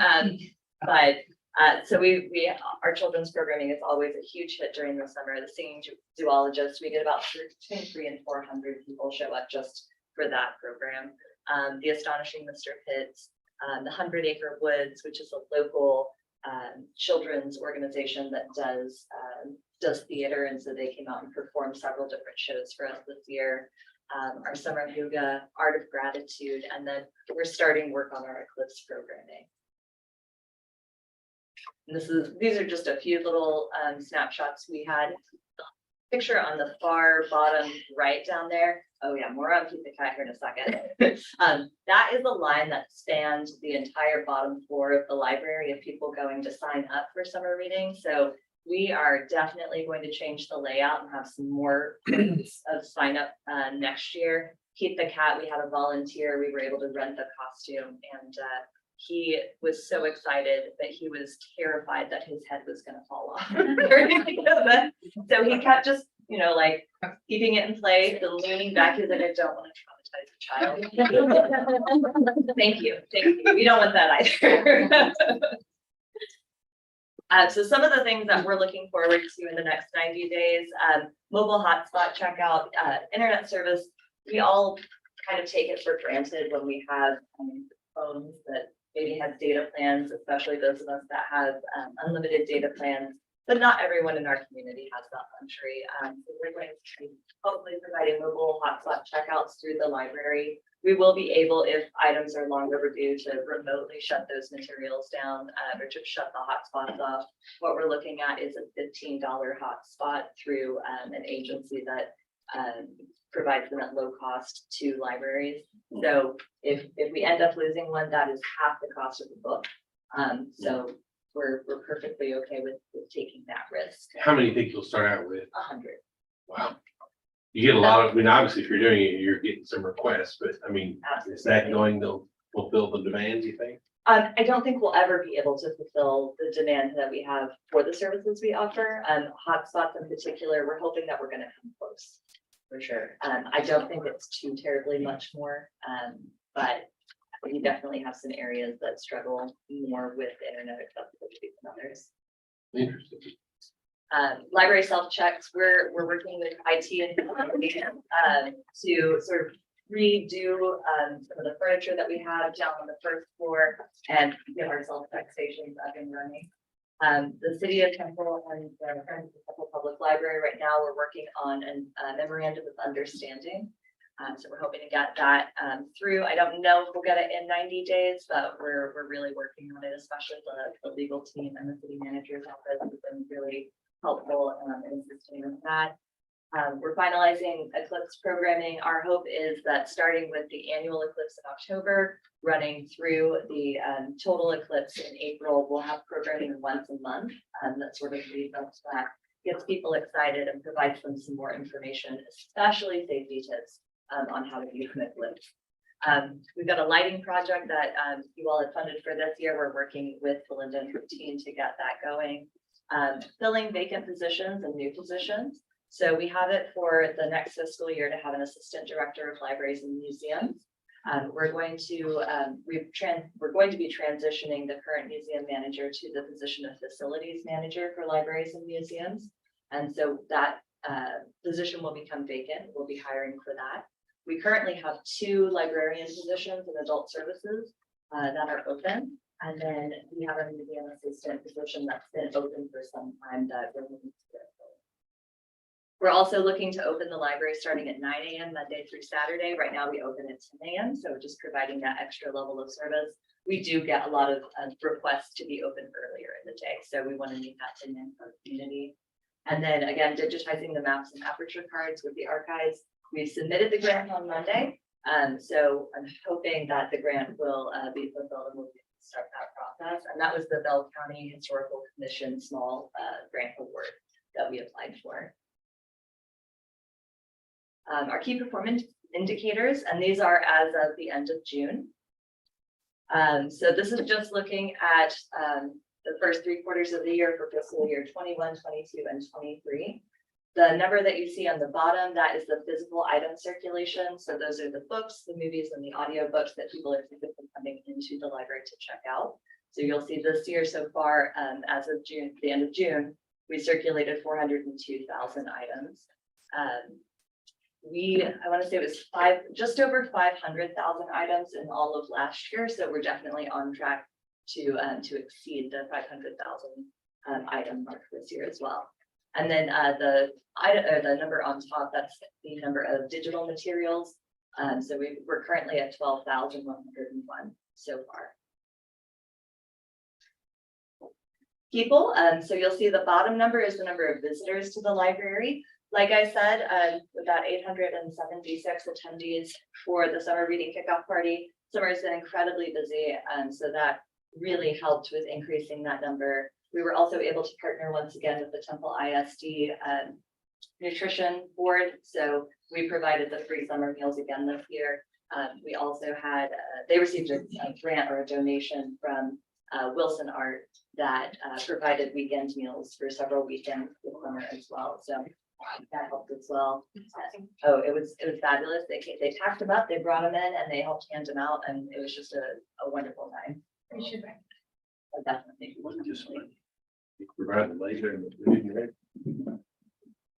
And then the number at the top, that's the number of attendees to programs.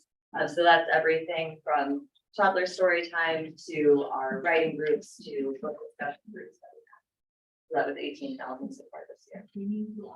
And the singing zoologist, a lot of that is the singing zoologist. And then savings, that's slide of the presentation. So this is the number that is calculated from the physical materials that individuals check out with us. So when you get a library receipt, you'll see you have saved this much with this transaction. So you check out one book, it's maybe $28, $35, depending on the book. And then it'll show your total savings so far that year. This is all of those added up to show us how much our community has saved instead of going out and individually purchasing every James Patterson book ever written and released. We did it for them. So that shows the amount of money that was saved in consumer money, going out and spending money outside of our town since we don't have a new bookstore here. Or ordering them through Amazon. We were able to utilize them here and save that amount of money. Natalie, that savings amount is calculated on the cost of the book to you, right? Yes. So, Mhm. and you sometimes can get books at more, Okay. lower cost than what someone would have to actually go buy for. So that number probably is actually a little larger in terms of what people are actually saving. Oh, yeah, so it calculates, so this is calculated off of what we pay for the material, which is entered into our system. So with a lot of our vendors, we have anywhere from a 15% savings up to a 47% savings, which is the state savings amount. So yes, if you would like to average the two and multiply that by 20%, that would be what the regular consumer is. So your 23 numbers that's through how many months? That's through June. So 9 months, 3/4. Right. Yeah. And your 22 numbers are through, through June as well. okay, so these are. Oh, yes, this is so I did a annual side by versus- side. Okay, I got it. Yeah, so that's how we were doing last year at the same time, Got it. and then fiscal year 21 at the same time. And then that's how. But if you have any questions, I'm happy to answer them. What would you attribute the increase of demand to? Visibility. We're out in the community more.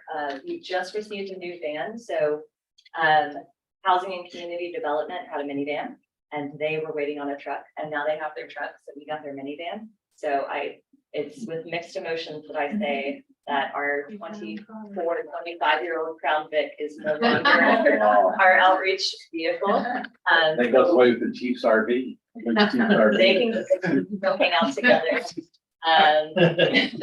Exactly.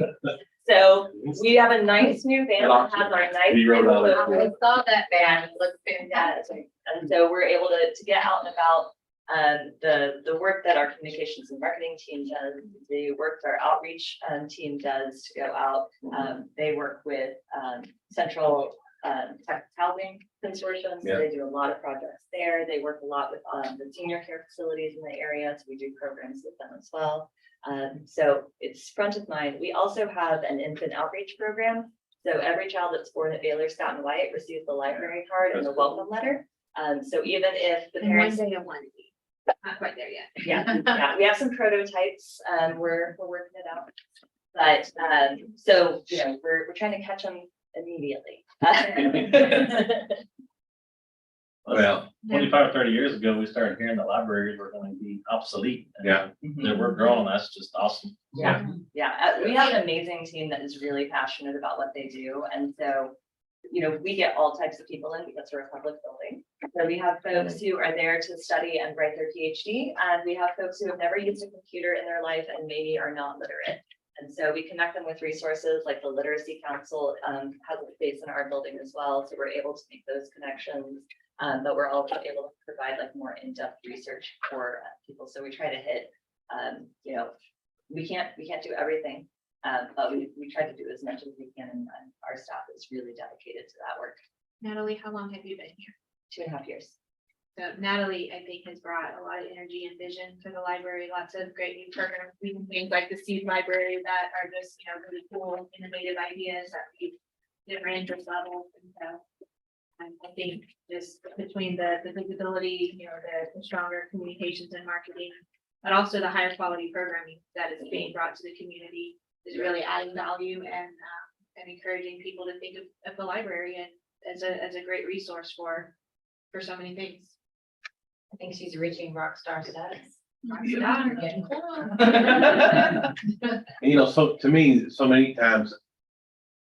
The library is kind of those things that kind of operates, you know, sort of, not in the shadows, but not Oh, yeah. like top of mind, right? We don't get to do the cool stuff. Right. Like, we don't have a cute dog and put out fires. And like, kids are not coming up asking for a library badge. Yeah. So- Yeah, you're rolling an old Crown Vic. Yeah. Yeah. But to many people, the library is the lifeline, right?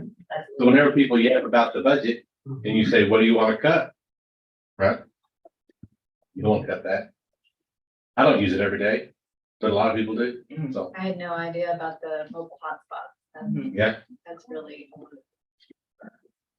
Yeah, eventually we want to get to a point, it's nice to have internet, and, you know, this is sort of a starting point for us, but internet without devices.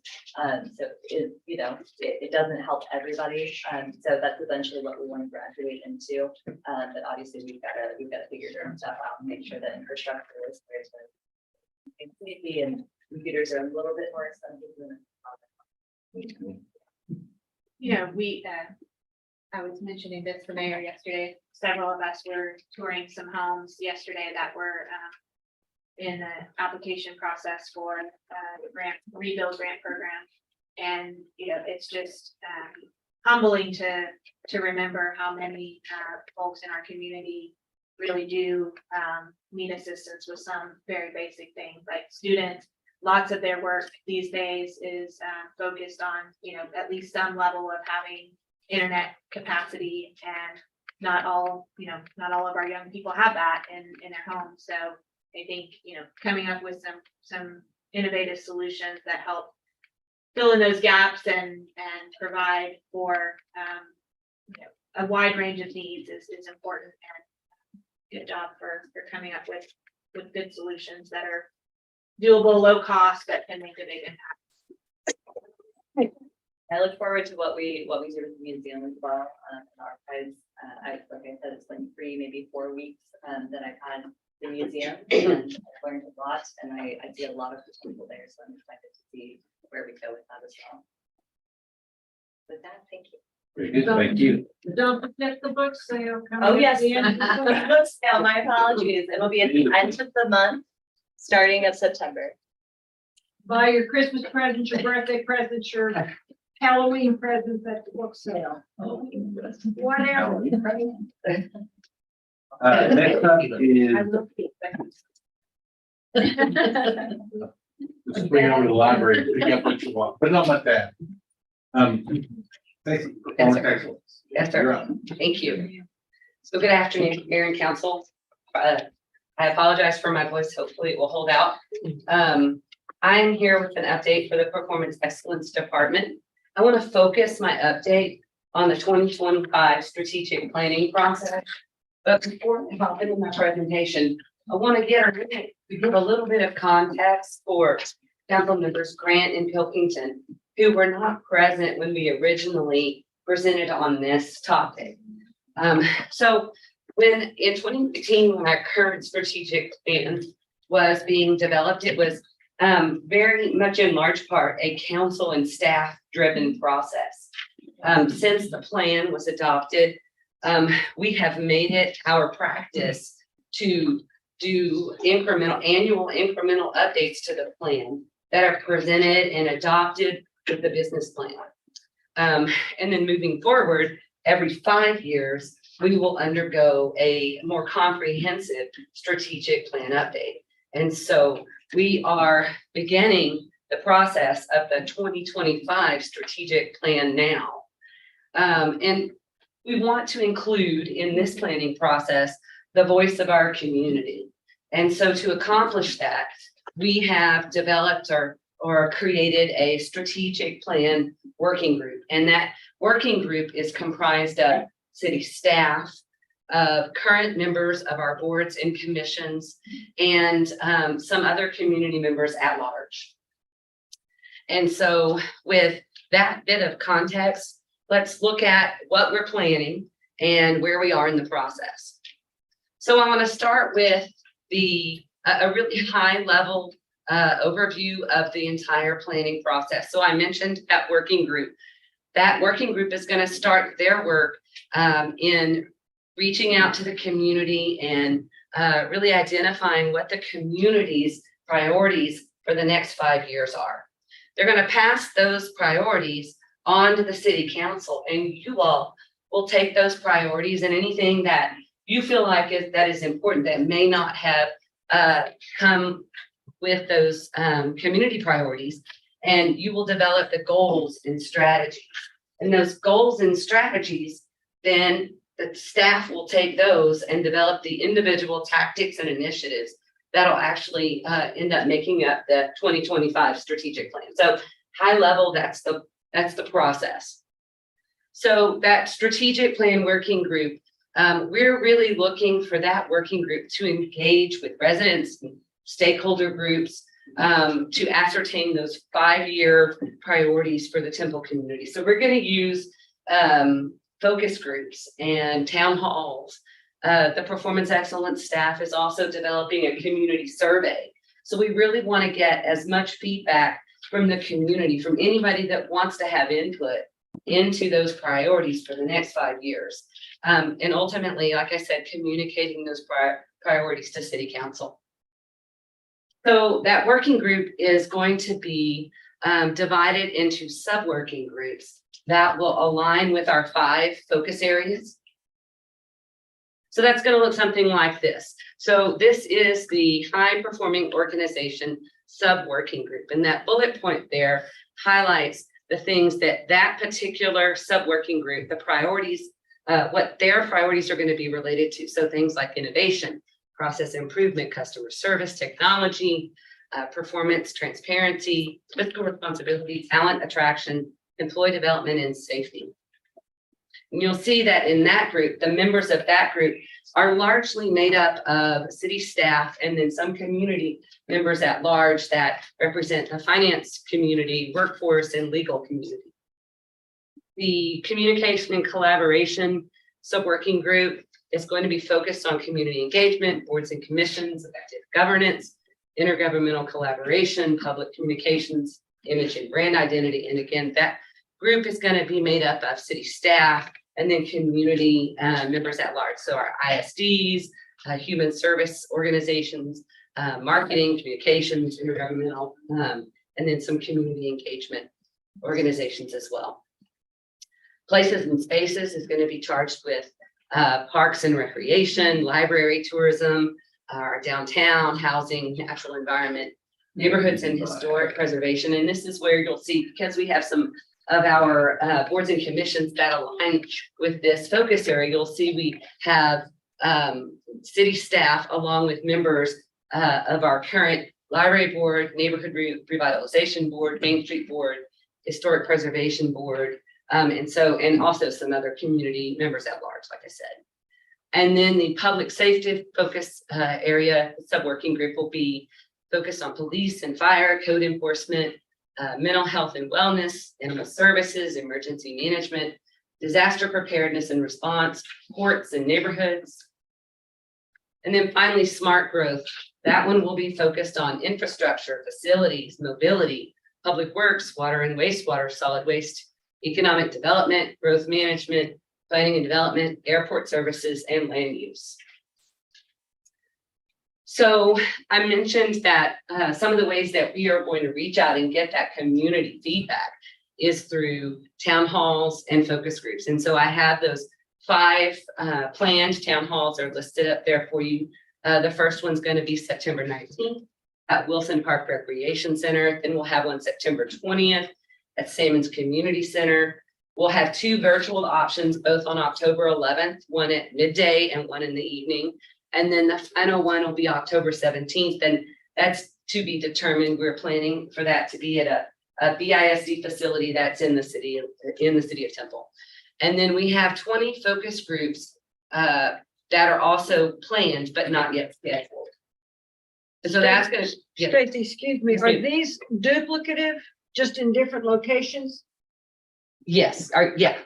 We're So- trying to reach people where they are. Right, Yes. but Same process. They'll Okay, do got the it. same. Yes, we'll do the same thing at each one of Okay. those town halls. Just trying to meet our residents where they are. So one of the things that we felt like was really important as we began this process is that we engage the services of a community engagement facilitator. So somebody that is a practice, experienced professional in facilitating these kinds of town halls and focus groups, because we really want them to be productive and focused and get us the kind of feedback that we're looking for. So we actually did submit a request for proposals in May. Those proposals were due June 21st. We got 8 responsive proposals. We had an evaluation committee that reviewed and scored those proposals. The top 3 moved on to interviews. We had vendor interviews in July, and we selected our vendor as Rothtellis was selected. That contract was executed in July. So we've already met with them a couple of times, and they're going to be beginning their work very shortly. So this is overall, from a calendar perspective, what this process looks like. So the yellow little flag there is where we are. We are in August on the 29th. We're going to have a working group orientation and planning retreat. We're going to bring in all those members of the strategic plan working group. And I'll go over what that day is going to look like, but we're going to be kicking that process off with them. And then you saw earlier that we're going to have that data gathering phase in September and October. Then our team is going to look at all of those survey responses and with Rothtellis, synthesize those and come up with our priorities. that we will then, that the sub-working group, the strategic plan working group will then present to council. So in March, and this is tentative, but sometime in March, we'll have that strategic planning retreat with council, where the working group will present those priorities to you all. And then in April and May, staff will take over and we'll be crafting the details of the strategic plan. So I mentioned we have this kickoff on August 29th, and this is what that day is going to look like. We're going to start out with an orientation for the group that the Performance Excellence staff is going to give. And it's really going over some of the same information I've just shared with you. What does the entire strategic planning process look like? What's your role, your purpose? What are we expecting you to do as a strategic plan working group member? And then we have a lot of tools that we're going to have at their disposal to kind of help keep them on track and organized and that kind of thing. Raftelis is going to come in with an icebreaker and team building exercise. And then we'll finish up with some stakeholder identification and engagement planning. One of the things I think that will be a real benefit to us in utilizing the members of the strategic plan working group is that they have connections in the community. And that's really what that part of the day is about, is asking them to leverage their connections to help us pick out focus groups that we think should be engaged in this process. People that, have maybe a shared association or similar demography, but really trying to reach out and help us to plan out those 20 focus groups. So again, so that we can get as much community input and feedback as we can. And so that's all I have this afternoon. I am happy to answer any questions about the process or anything else you may have for me. You have a summer cold. I don't know. I've been coughing for 4 weeks. I feel like, so I don't know. It's all right. It's just COVID. No, that was in May. Maybe it's long COVID. I don't know. Crazy, no. Yeah. Oh, I'm sorry. I was I'm okay. joking. It's an awful joke. I think you guys will be pleased with the various stakeholders that are on these 5 different committees. A lot of time and effort was put into, whether or not, who's the right person and kind of how those personalities might mix. And so it was very, it was very intentional on who was invited to allow for the most collaboration possible. So I think it's going to be, there's some outliers, people that are, like fairly new to boards that were enthusiastic, and we brought them in to, see what happens. So I'm excited about this process and kicking it off and, seeing what fruit it bears. I think it'll be good. Very encouraging. Great. And, I send out emails to the people, Brenda and I kind of put together a list. I sent some emails out. She sent some emails out. And I think I may have had 2 people that said they just couldn't participate, due to what was going on in their life. But otherwise, people were very quick to sign on and were enthusiastic about it. So it's I think it's going to be a very dynamic process. I'm looking forward to it. I think you guys we have a lot to look forward to as a group for this. I think. It's impressive. Yeah, it's going to be very intentional, and I appreciate that. So, okay, next up is Mr. Wilson and Mr. Moffitt for Public Works, Utilities and Engineering.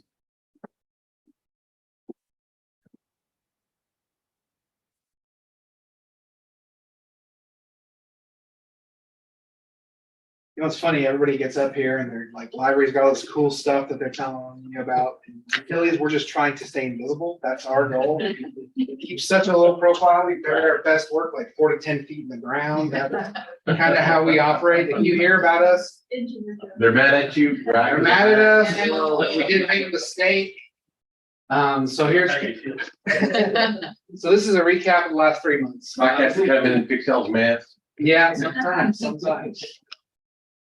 This is one method that's still ongoing. This is a project we're going to be undertaking here a little bit with the contractor. That float was in front of Baylor Scott and White. We turned the valve and that came out of the ground.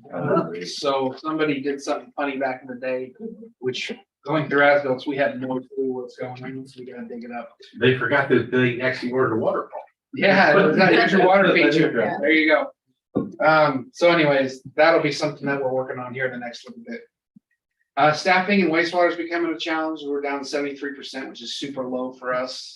The rest of our areas are all 90% plus, but we did that work fair yesterday. We got a lot of applicants there. We don't get anybody that's experienced in utilities or has licenses, but hopefully we get some good people we can come and just start training them up, getting them our licenses.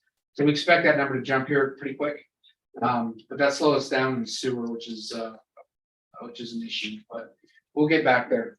And Yes. in coordination with our people's operation and others, have started a apprenticeship type title to encourage folks that are hard workers, want, a great career, but don't necessarily have the credentials to come on board and get certified and get trained up, and really has seen a lot of success in that.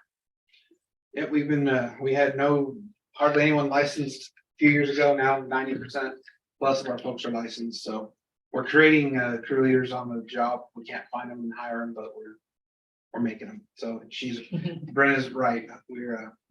It's a fun process. It's fulfilling. See people. We finished our root treatment program. We do that every year to try and keep roots out of the sewer to prevent backups. Last 3 months, we did our sludge hauling report, TCQ, to the Water Development Board, our water conservation report, our water loss report, which is a year-round process, tracking all that. So that way so it's not just a huge task at the end of the year. We all year long take care of that. The service line warranty, that's an unfunded mandate from the EPA. It's gonna take up a lot of our time in the next year. So we're kind of preparing for that with the IT. Kelly's group on that. They've been very helpful. What are you doing there? We've got inventory water service line in the city for lead. Yeah, and there's a lot of things. The EPA will probably get sued on this one, and that's what happened before when they tried to overstep their bounds. They've stepped back from what they've originally asked us to do already. We're taking it seriously. Luckily in Temple, we're not aware of much lead, if any, in the system. Our lead and copper numbers we have to take periodically are always very low. So, but anyways, that is something we'll have to be paying attention to for next year. So APWA accreditation is taking up a lot of our time. We're finalizing that. Kind of how we're divided as utilities, really when I refer to that as our collection and our distribution teams, and our dispatch teams, and then we have another section of treatment. That right there is Real quick. yes, yes, ma'am. No, you're good. The young lady behind you can't really see the screen. Oh, I'm sorry. Thank you. Treatment. Treatment, that's a picture of our treatment plant floor that was doing some funny things. You'd stand on it, you could bounce, and so we were like, what in the world is going on here? So we had, we thought, no, this can't be a big issue, so we're gonna have a structural engineer look at it just to be safe. We were to bust all that up and get down to the root of the problem. Luckily, it wasn't a structural issue, so that's good.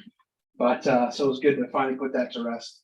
But our treatment plant team is super busy. They continue to help the BRA. Just so y'all know, the city operates the water treatment plants. The BRA operates the wastewater treatment plants, and so we help them. The BRA sometimes with different things. Our wastewater treatment plants have been hit with violations of late, related to ammonia and other things that have gone on there. So we continue to try and work through that with them. In the last 3 months, we had a water data we have to get out to everybody, to our wholesale customers, and then to our general customers. So we were working on those reports. We're about ready to start up a new water treatment plant, which I'm sure engineering will talk about. But we do a lot of work to try and get all that going and ready. So we're working on that process.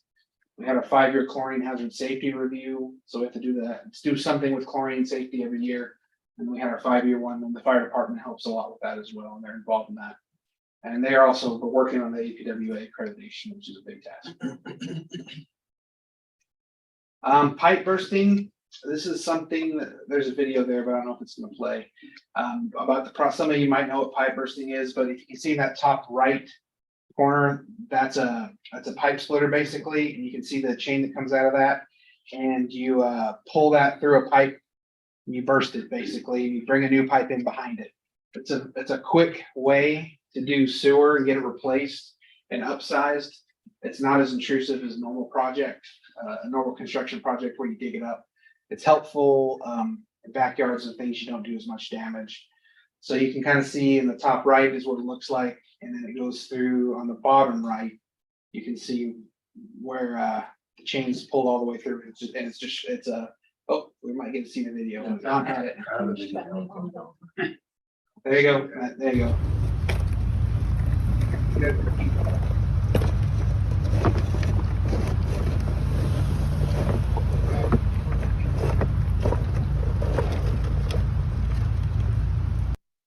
I did a lot of that work in a previous job, and it's worked really good here so far. They originally wanted it until the summer of next year to have it done, but it's looking like we're gonna have it done here in another month or two. So we're way ahead of schedule on it. It's gone well, which means the soil's responding well.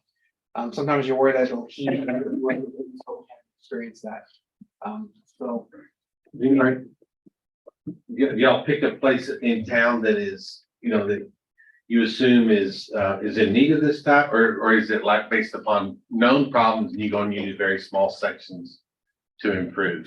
Is this like a normal, like an upgrade across town, or, where needed, or is it just like onesies, twosies? We have areas of town that we always inspecting the sewer lines because we put a camera down. And then we had RGN, our consultant, that was doing the basin assessments for the whole city. And so we've taken the information that we have, the information that they have, and we found the worst spots that we need capacity, or there's constant customer calls for backups, which triggered some of this. And so that's kind of how we decide where to go. RGN has a report of items we have to take care of within a certain amount of time once EPL get mad at us. So those are the ones that are highest on the list. So this is just our first year of funding that we got it. And so we're seeing how it goes, and it's going well so far. In fact, we've almost spent all the funding way ahead of time and gotten what we wanted out of it. So we'll be probably asking for more. Some of our worst spots are spots. Yeah. Right. That makes sense. And so like another one off Adams, it's surprising to collapse basically. So we're gonna have to fix that stretch, and we have a contractor that's gonna do that. We won't do that with pipe bursting, we'll do that open cut, just because we're that. Okay. We just find stuff, sewers just. But we are actively trying to find them ahead of time and try and keep it out of residents' homes and things like that. Ken, I got a call yesterday from a customer. You did, I know about it. But go ahead. Well, he believes that you were trying to blow up his sewer line, which obviously is not what you're trying to do. Is that what this is? It's related to that. The work they were doing out there is we have them go back after they're done and take a video of it so we can make sure it's done right. So they were out there completing that. That was the sub of our general. So we ended up, city utilities went up there and talked to the gentleman. Oh, no, and Hopefully he Tom thinks doesn't you all are wonderful. He's so happy with the gentleman you sent out. I mean, that was a great part of his conversation, other than the blowing up in the sewer line. And I'm sure what you were trying to do. No. Well, kind of, I mean. So to speak. You probably heard pipe bursting and you thought maybe we were blowing it up. Are you sleeping the old pipe? The old pipe basically gets broken up and it's pulled behind it. So you end up with a brand new pipe. There is pipe sleeving technology, but Oh, it's yeah. very similar, but this is not that. And this just leaves the little shards in the ground. They just. Above on the outside of the new pipe. Soil, yeah. Well, whoever you all sent out, please tell him the compliments were very, very sincere. I bought him lunch yesterday. Pardon? I bought him lunch yesterday. Oh, for heaven's sakes. He's a good, I have amazing staff, so Well, he was really, really, really nice. I'll pass that along to him. Please do. Thank you. Is that Danny? Dan Ives, and Yes. Yes. he's a good man. Mayor and Council, we do have continued funding throughout the each year. Continue to partner to incrementally go through all the troubled spots. You're not having to dig up all the street, that's significant. Or blow up the sewer line.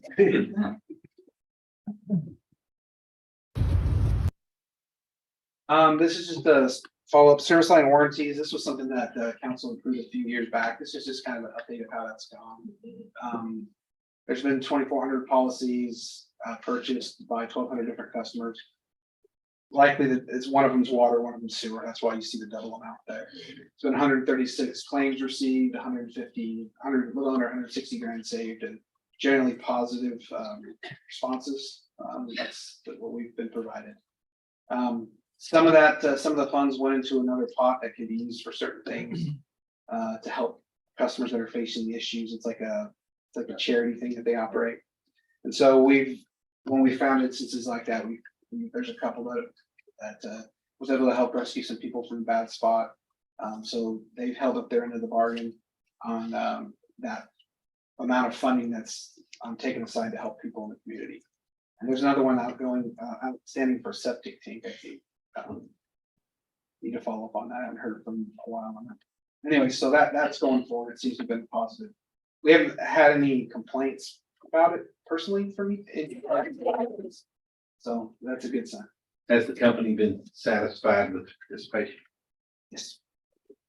That's not very many, right? 1,200 households more, more than likely. I think that's a good participation for them. I think they're happy with it. Yeah, good. And they contract with local contractors and get good prices and stuff and things like that. So it's steady work. It seems to be a win-win for the community. We got this letter a couple of months ago, said I had an occasion to use this service line insurance you recommended, and it was a very good experience. They cleaned the line and replaced the part 3 feet where we had a very large tree root blocking most of the line. They were professional, and the entire situation cost me nothing. I was very pleased and highly recommend them. So we have gotten some good feedback from the program. Good, nice. I get calls on that sometimes. People are simply asking, is this junk mail? Yeah. Is this legit or? So that's good.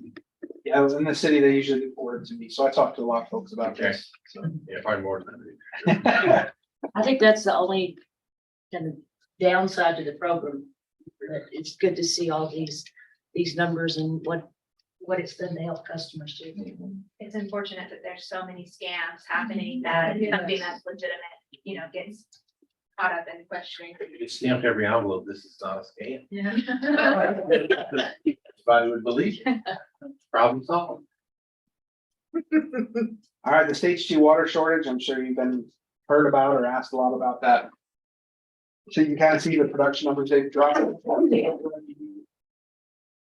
Since they were originally declared. A couple MGD could be because of, we'll say it's because people are cutting back. Usually it starts to taper off. Of course, it's still 100 and something degrees outside every day. We need a resolution to turn the AC on out there, so I'll have to work on that next. So it's dropped to MGD and it's kind of stayed around 30 MGD. It's gone as low as 28. So hopefully people are responding to it. So anyways, that's a little of the effect there. The GPCD history there, I just included that. That's gallons per capita per day is what that stands for. And that's the history for the city of Temple for the last 4 years. You can see how it's kind of gone up. It goes up because of industrial use typically. We have a heavy industrial base here in the city of Temple. So that's why ours is it was a little bit higher. You'll see bigger cities have smaller GPCD numbers, and then smaller cities oftentimes have really high ones. So we're kind of right in the middle. But so that just kind of gives you a comparison of where we're at and how much water we use per person in the city.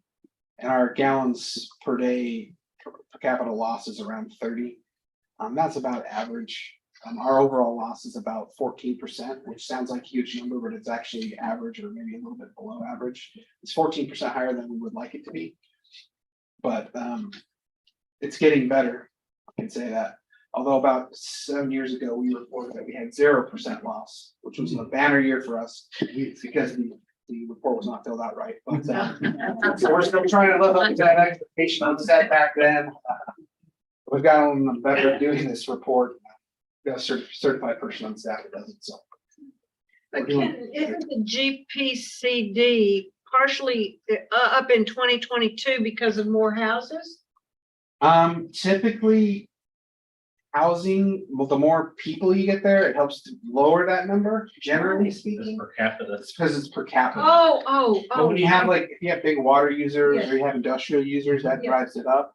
And Temple, as we can tell from our wastewater treatment plants, have a very high industrial use for the city of our size. Right. So that's why our wastewater treatment plants are so heavily loaded. So that's why it's a, challenge there. It's a good problem to have. It's a great Yes. problem to have. I see. In fact, we're the envy of a lot of other cities that I talk to because we have such a strong industrial base. So it's a good thing. But that's how it affects them.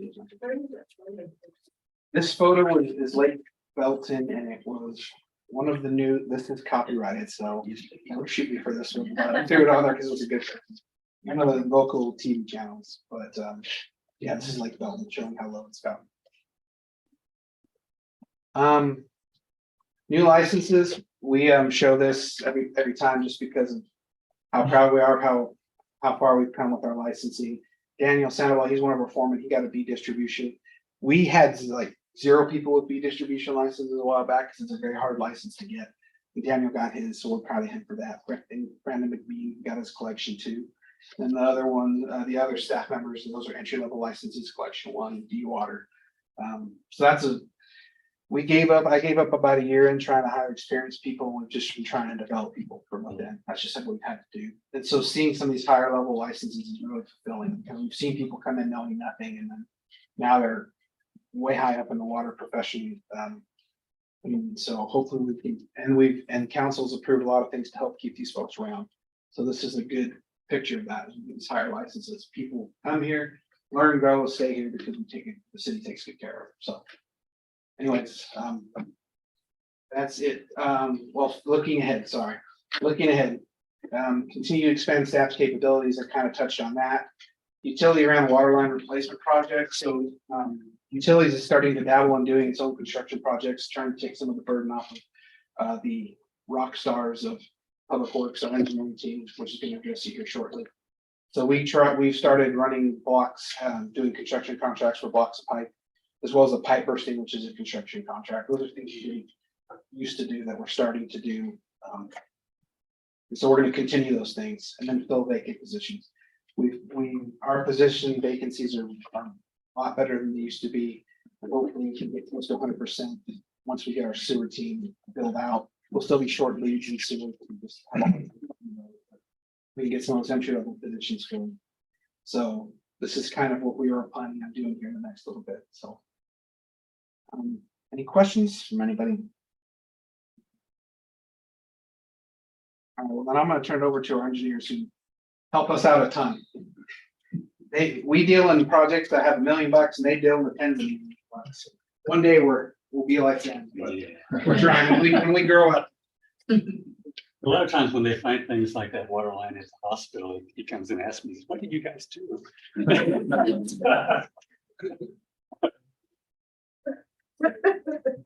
Before me, I don't know.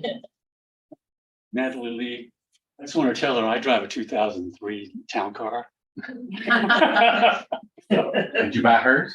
You might want to, Betsy, you'll be for sale soon. I'm gonna drive it till it dies on the side of the road, so we'll go from there. So this is the engineering team that Ken was talking about. Before I say that, I want to tell you that he's been a game changer. The team he's built and management, because we have questions about utility designs and what they want, and we get answers right now. And so it just makes our job so much easier. He's made us better. So this is our 11 or 12, it depends on how many you count. You see James Billick over in the far right with Sharon, Ed, and Deborah Mason. They're the ones that manage those projects. There's 431. yeah, three and a half people. But Debbie also does half of the development work that I work on. So we're gonna get another engineer this year.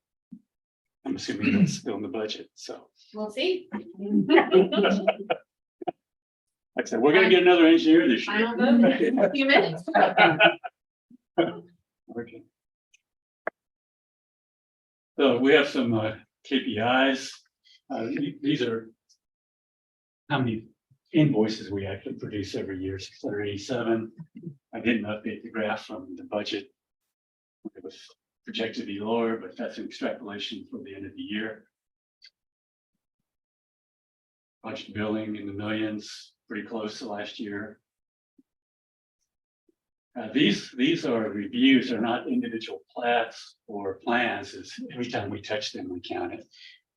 You know, sometimes we review a plat 2 or 3 times, permits and plan reviews. So private sector's still been busy. Stormwater inspections, that's one inspector. That's our MS4 specialist, Amber Kelly, who is just a bulldog.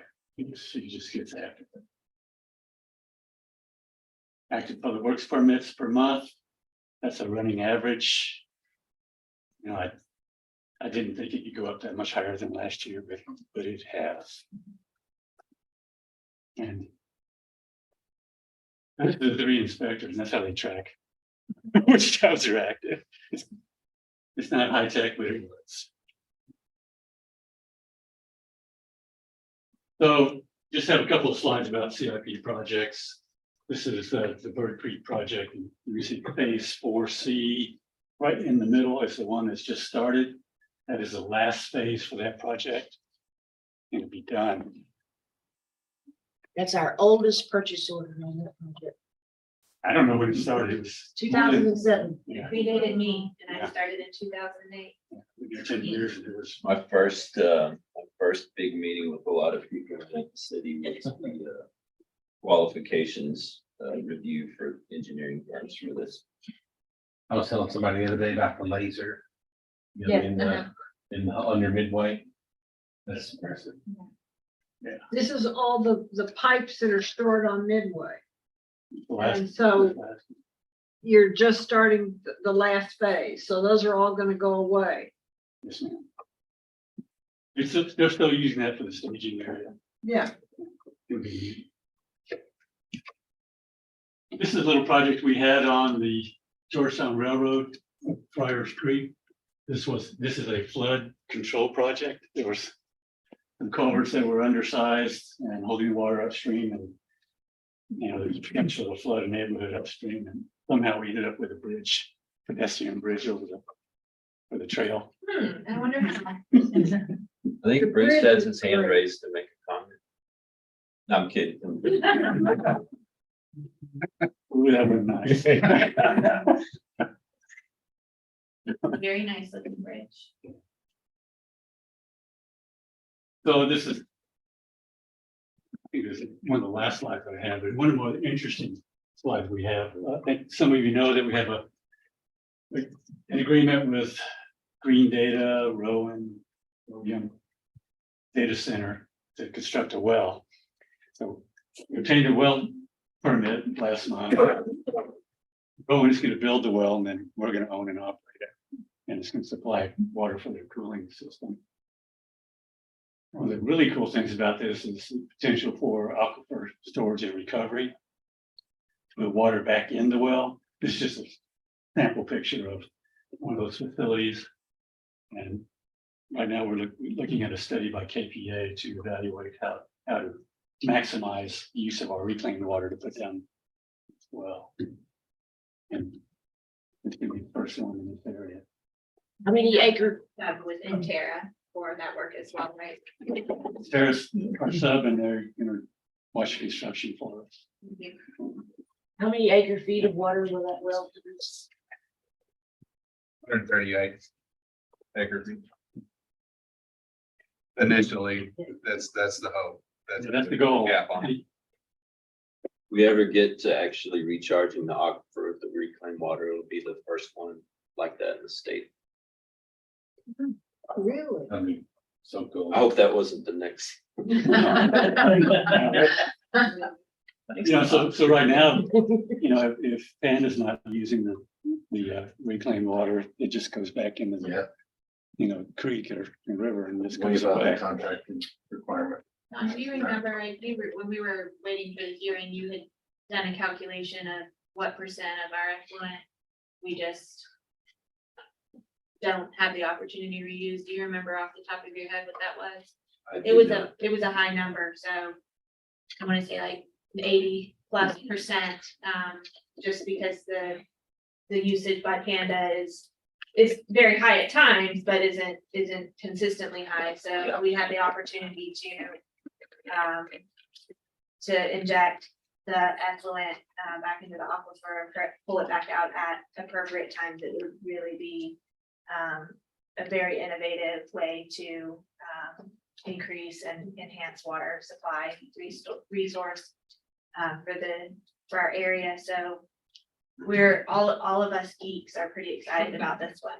And all that infrastructure we put in to bring the reclaimed limes from both sewer plants out to that part of town.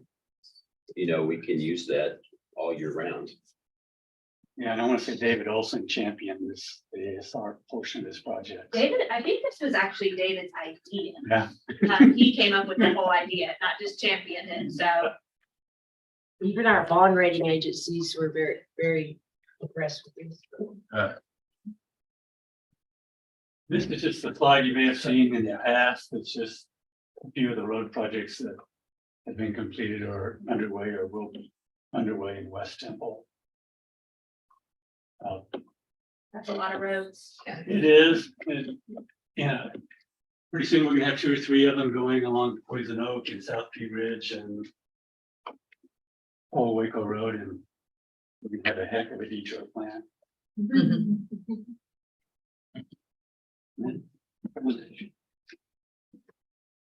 Thank you. Council, questions? I think it's staggering. It is. I want to say one thing. Sherry Colbert, superstar. She keeps us on the budget. On She track. loves it. And she does. And she does have an engineering degree. All right. Thank you. Richard, thank you. All right, at this time, the council will enter into executive session to discuss the following. We're gonna discuss that, we're gonna end this session at 4:36. Mayor, before you end the session, I just wanted to show the rendering real quick of the, there was a question about what business that Oh, yeah. grant was for, so it's called Main Street Design and Consign. And that's Oh, the that's good. artist rendering of the I sign that will be, Where is that? Why am I not? Right there by Johnny? Right No, across the down, street. keep going where, It's right down from, the pizza place. Yeah. Right up. Is it Jack Full? yes, it is. yes, it is. That's Jack. Right. It's theirs. The applicant is the business owner who's leasing the building belongs to Mr. Black. Just wanted to. He's got the antique shop. All right, so, I'll draw this session to a close. It is 4:37. And we'll enter into executive session to receive and conduct a briefing regarding the real property acquisitions for elevated storage tank in the 785 Franklin Plains pursuant to Texas Government Code Section 51072. Council may meet in closed session to discuss or deliberate the purchase, exchange, lease, or value of real property. If deliberation in an open meeting would have a detrimental effect on the position of the governmental body in negotiations with third person, no final action will be taken.